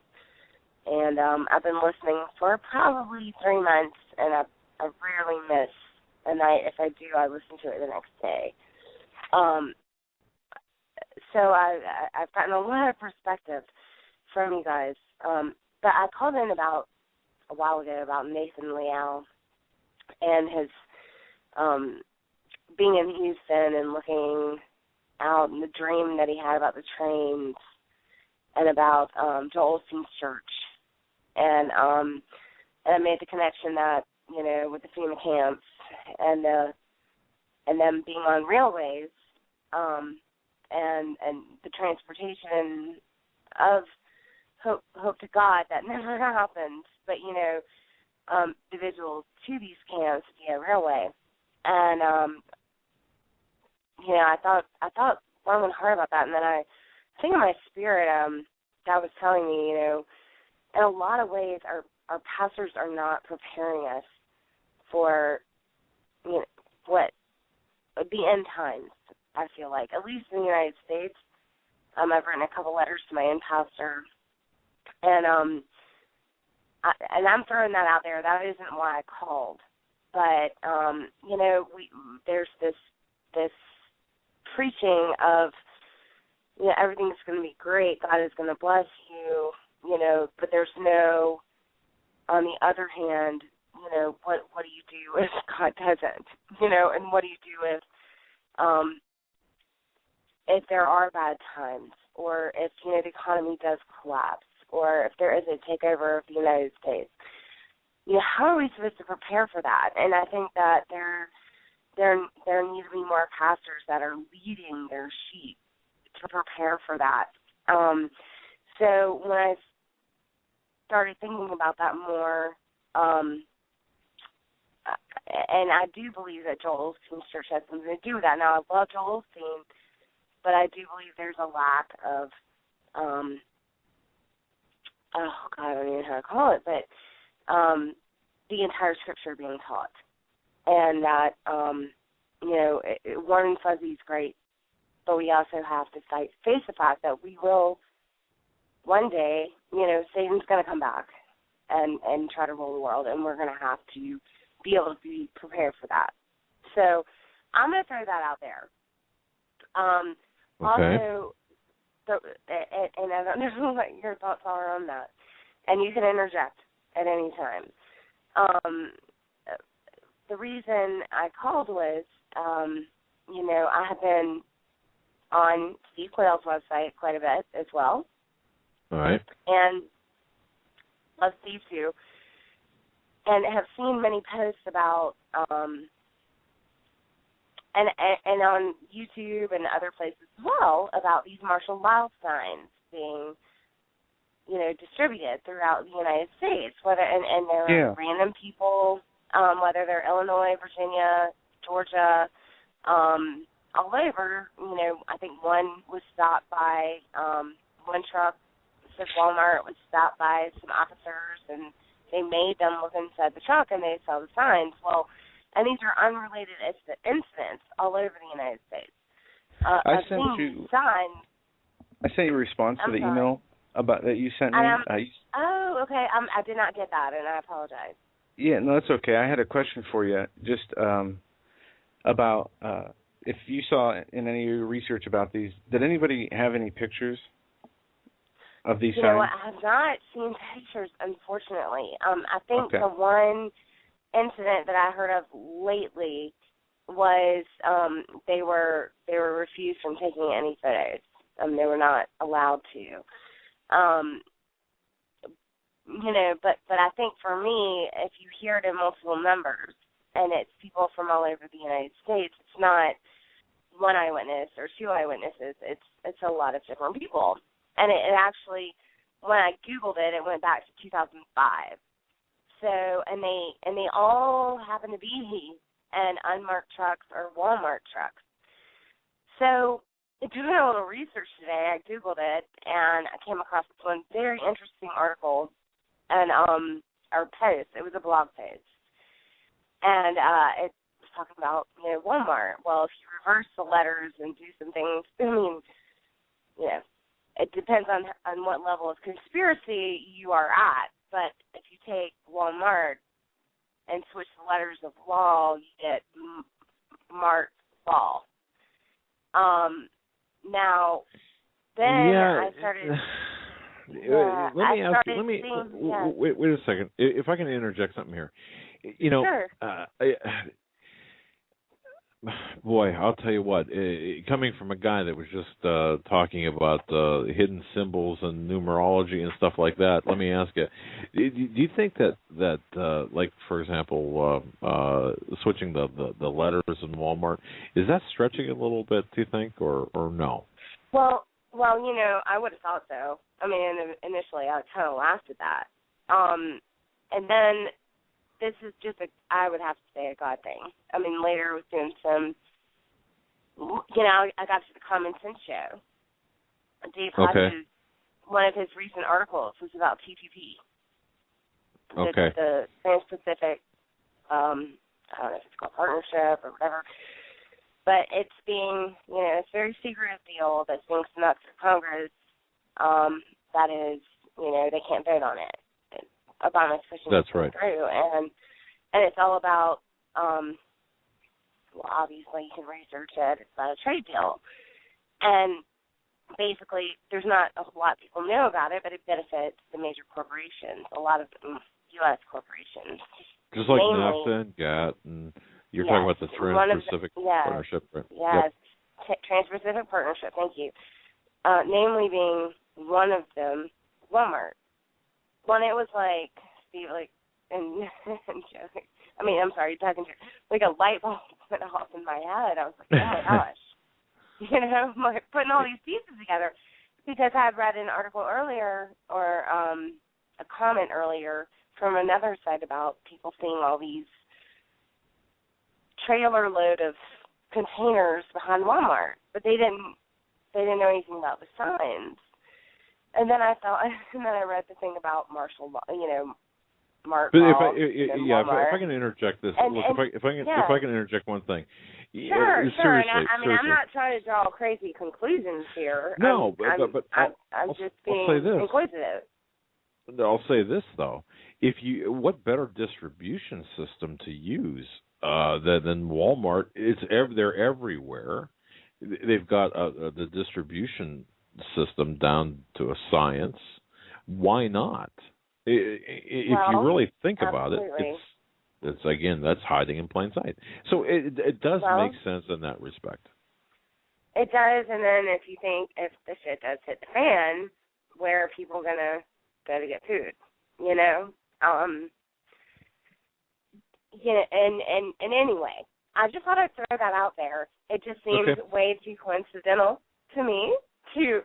Maybe it's a theory, and maybe someone can look into that. But the whole correlation seemed to kind of click in my mind today, and I just thought I would share it. Well, thank you so much for sharing that. We appreciate that, and it's always good to look into this. It's always good. But thanks for your call, and folks, before you dismiss stuff like that, you got to think too. If you were running things, hey, why not use the best distribution system out there, and that's right in front of your face, and they're exactly. And I'm sorry to interject. I may not have thought too more sense about it, but given the fact that I read that about the Trans-Pacific trade deal, as we're going to call it, and then Walmart was one of the companies listed. I just thought that's very interesting. Well, God bless you. Thank you for your call. We're going to move on. You have a great night. Yeah. You too. Bye-bye. All right. Yeah, it's interesting, hiding in plain sight. Wow. Okay, now we're going to go to a guy a young man who I'm very familiar with, and we started our show talking about kind cutting off the health care. Yeah. My insurance was canceled. My wife's insurance was canceled. This young man's mother's insurance was canceled. The young man on the phone is my stepson. His name is Josh. His insurance was canceled. But yet, everything is good, people. Everything is good in the land of Oz. Josh, welcome to the Hagmann and Hagmann Report, your debut call. Talk to me, my son. Doug and Joe, how you guys doing tonight? Hey, buddy. Very well. Hey. Thanks for listening. Life is good, isn't it? Oh, life is just grand tonight. Just grand, yeah.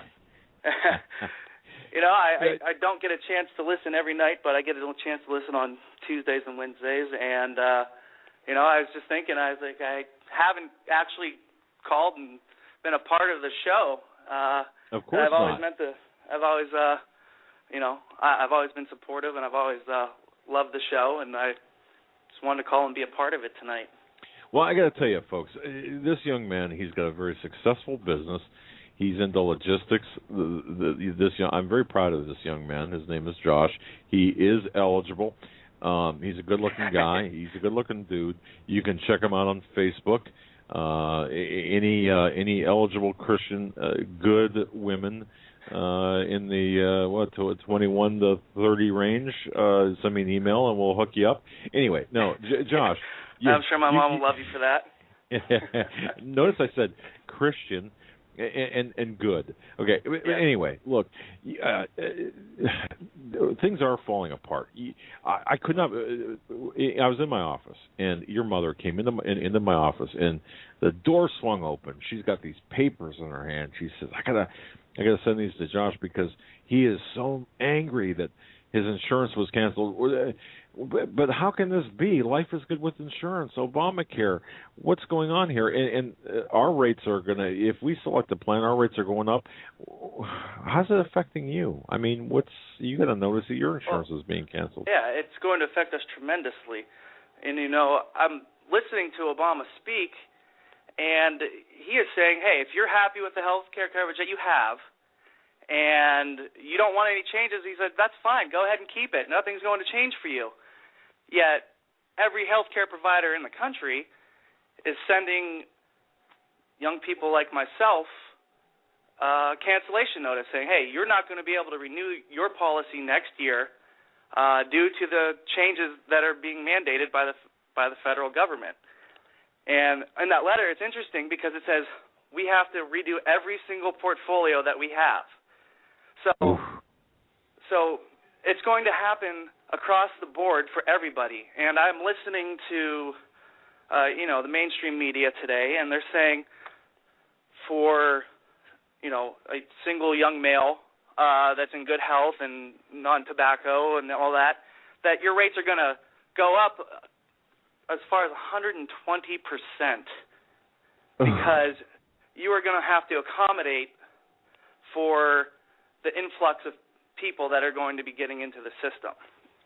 Do you think, Josh? Do you think that's illegal immigrants that are going to be kind of folded into this? Do you think? I mean, is that possible? Well, you know, it's right now. It's looking like they're, based on what I've heard, that nobody's being turned away. Yet somebody doesn't even have to provide a valid ID if they want to go and vote. So, one headline I saw today was that the free health care was taken off the government or White House website also. So I don't know, you know, I'm sure just like some programs, they will do that, give away free things, but they won't let it be known to everybody. Based on my experience with the system thus far and trying to log into healthcare.gov, I used Chrome, I used Internet Explorer, I used Firefox, and I was able to get to the questions, the security questions, and then you go to the security questions, and there's no drop-down, and it won't let you proceed past that. And so, needless to say, there's a small flaw in the system. After you wait your turn in the queue, I mind you, for about 20 minutes, just so you can start typing your basic information in. And, you know, it's very frustrating. It gives you almost you're waiting in line at the DMV feel, you know? Well, just to let you know, you're not the only one. There was a MSNBC host who wanted to show how easy it was to sign up online, and while they were on their air, they could not even get to that security point during their segment. Yeah, so. Unbelievable. Yeah. Now you have quite a few people that work for you, or in your business. How are they going to fare on? And that sounds like a stupid question, but they've got to be just not happy. I mean, with everyone unhappy, they're forcing this down our throats, are they not? I mean, they're forcing it. They're forcing it down our throats, and in turn, it's going to cause small businesses like myself to raise their prices across the board on nearly everything, because they're going to be paying these increased premiums, which is ironic because it's called the Affordable Care Act. So, there's no balance. There's no balance. No. It's more just taking and giving away, and wow. It's very frustrating. And it is. The responses I've had from supportive people on Twitter and Facebook, and it's been nice to see that there's other people out there that are feeling just as aggravated and frustrated about this whole thing. Oh, well, yeah, you're not alone. I mean, I would, your mother, myself, we're faced with attempting to find different insurance because of what's going on. Josh, you watch a lot of mainstream news and listen to a lot. Do you feel that they're going to kick the can down the road on this health care at all, or do you think that we're going to be just stuck with this? Well, I think for the time being we're going to be stuck with it. There's not much that we can really do to change the situation at this point. I mean, you have the two sides with conflicting interests in Congress and in the Senate trying to hash this thing out, and everybody else, all the people in the United States are just kind of sitting there having to twiddle their thumbs right now, trying to say, hey, what are we going to do? What are we going to do? And you have an agenda with this president who doesn't really care about any law or any process. He's going to do it the way he wants to do it, and that's basically been his whole attitude for his entire term. I gotta ask you this. I know you don't listen to the show as often because of your work schedule, but you think we're making a difference in terms of information? This is off the healthcare subject, and I know that early on you were quite skeptical about us. Being a family, you look at us, you think, oh, come on, you guys can't make a difference. You think we're making a difference at all out there, Josh? From where it started to where it is now, it's absolutely incredible, and I feel incredibly blessed to be a part of it and able to sit down and just talk about it with you and Joe and my mom when I come over, and you guys are absolutely spreading the love of God to every region of the world, and it's very impressive. It's very heartwarming, and it gives me great pride just being part of the family. Well, I should tell you this: you've got two offers, one from the Philippines, one from Central America, and two from Kansas, whatever that means, of girls that want to hook up and saying they're good girls. But seriously, it's great to have you on that, by the way. But go ahead. It's great to have you call in, and as much as you during your job get to pay attention to what all the other media says, you should definitely call in more once in a while and give us your input. I can even, maybe we can plan a day where I can just come in and sit down and we can tackle this world as a three-headed monster for a night. Hey, why not? And I gotta tell you, and of course, educated at Embry-Riddle, no slouch. Want to say thank you, Josh, for calling in. God bless you, Absolutely. man. And, stay safe. One quick thing. Just I'd be remiss if I didn't just throw this out there. that movement that started in Erie, you guys have heard about it, that hashtag AJO thing, correct? Have you heard about this? No.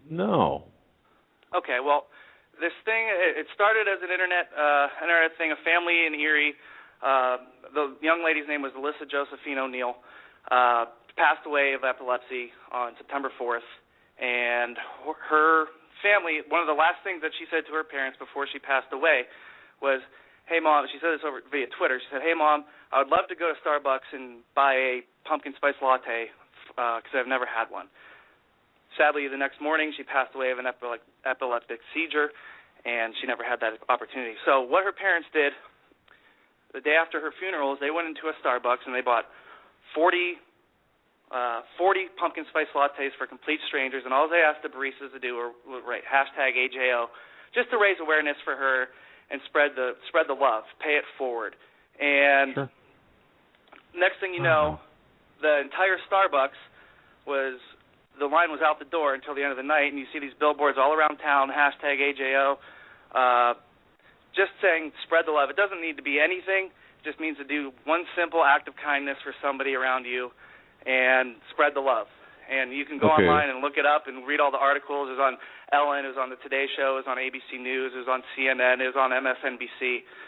Check it all out and read the story, get involved.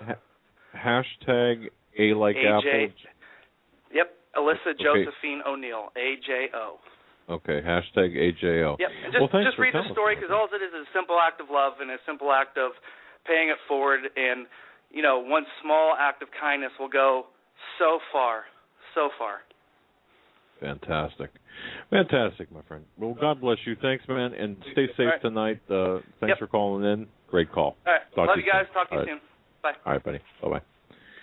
Folks, that was my stepson, Josh, great young man, very proud of him, very successful business owner, upset over having his insurance canceled, as well he should be. And it was a great call. AJO, hashtag AJO. Interesting. I didn't hear about that, Joe. I didn't. So. No. And it appears Cuban is having problems. He keeps dropping in and on and off. Okay. So that has been going on as he moved into a new location, set up a new studio. Seems like he's having problems with that connection, and hope he gets that fixed. Moving on here, area code 331. You're up next. You're live on the Hagmann and Hagmann Report. What's on your mind tonight? 331. You're live. We can hear papers rustling. 331. You hide from us. All right. We'll have to move on. All right. We're going to go to 925. 925, you're up next. You're live on the Hagmann and Hagmann Report. You guys hear me? Yes, we can. Yeah. Cool. One of the issues I wanted to kind of just bring your speak on, because I've heard you guys speak on it before, and I've actually hit the wall in the area of frustration as well, in trying to get people to recognize the level of threat that we are facing.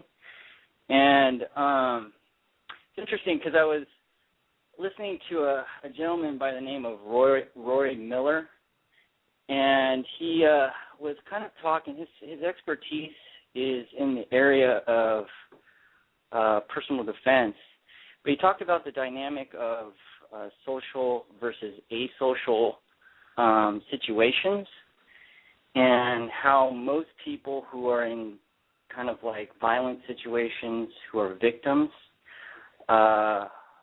fail to discern the transition between a social situation to an asocial situation.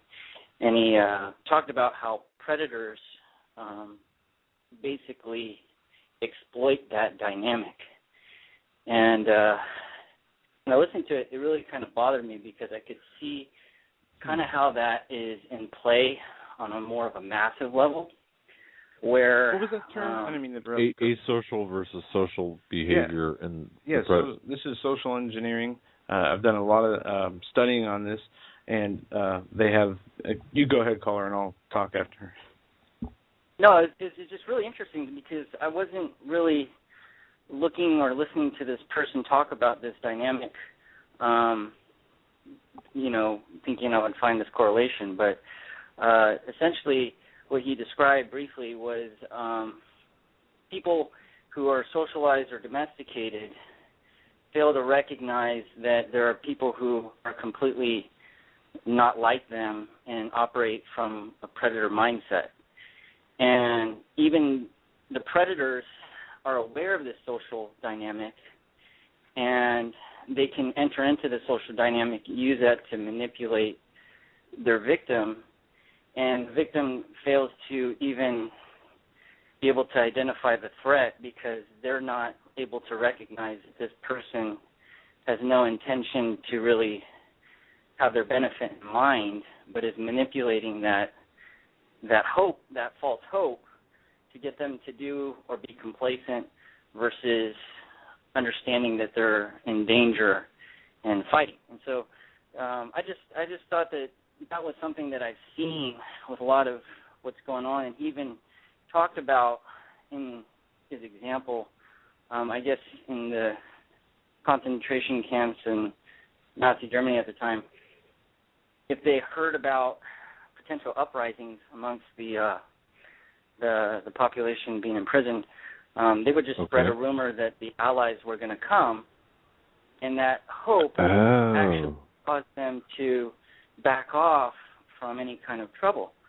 And so, I don't know, I mean, I'm sure you guys are kind of aware of that dynamic, but I just wanted to speak about that. That example puts that in better context and perspective.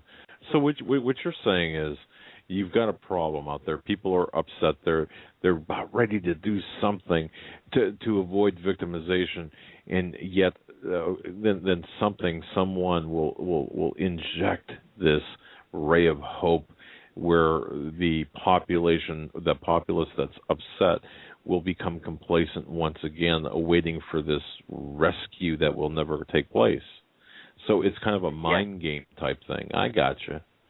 Yes, and speak a little bit further on that regarding the dynamic he was speaking about.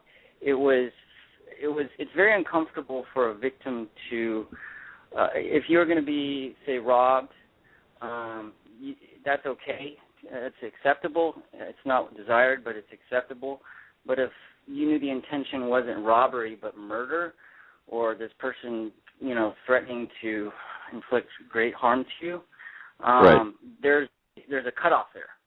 There's a cutoff because it's socially unacceptable. It's outside of your realm of experience, and it's just you're willing. Basically, what he's saying is you're willing to shut down that innate fight or flight response to your own demise.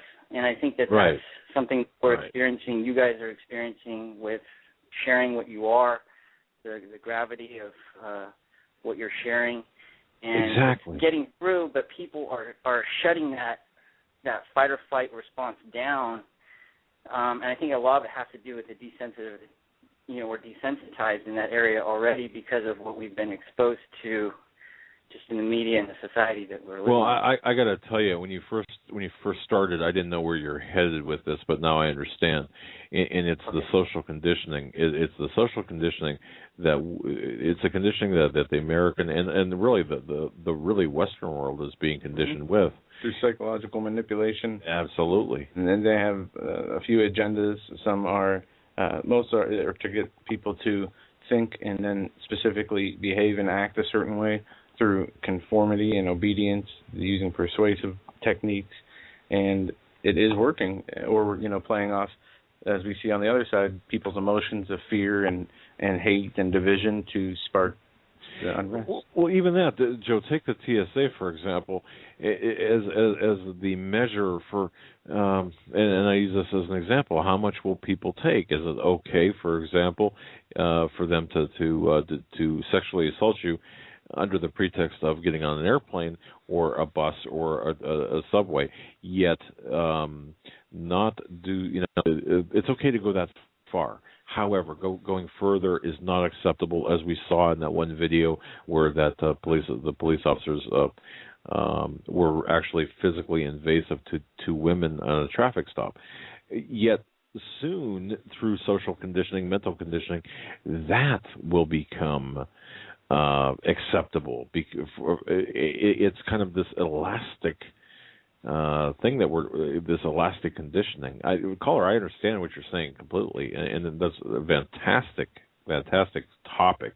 It's really interesting. Wow, great call. Well, guys, thank you for taking my call, and I'll email you guys the podcast in which you guys can listen to this gentleman speak on it. He's much more eloquent than I was able to describe, but I'm sure once you listen to what he says, you'll really see the correlation, and perhaps that will help give a strategy to maybe help people more to wake up. So thanks, guys. Okay, very good. Thank you. God bless you.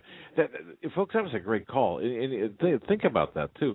Joey, you hit that right on the head, too. You recognize that right away, the social engineering, it really is mind control. I told you I was writing an article.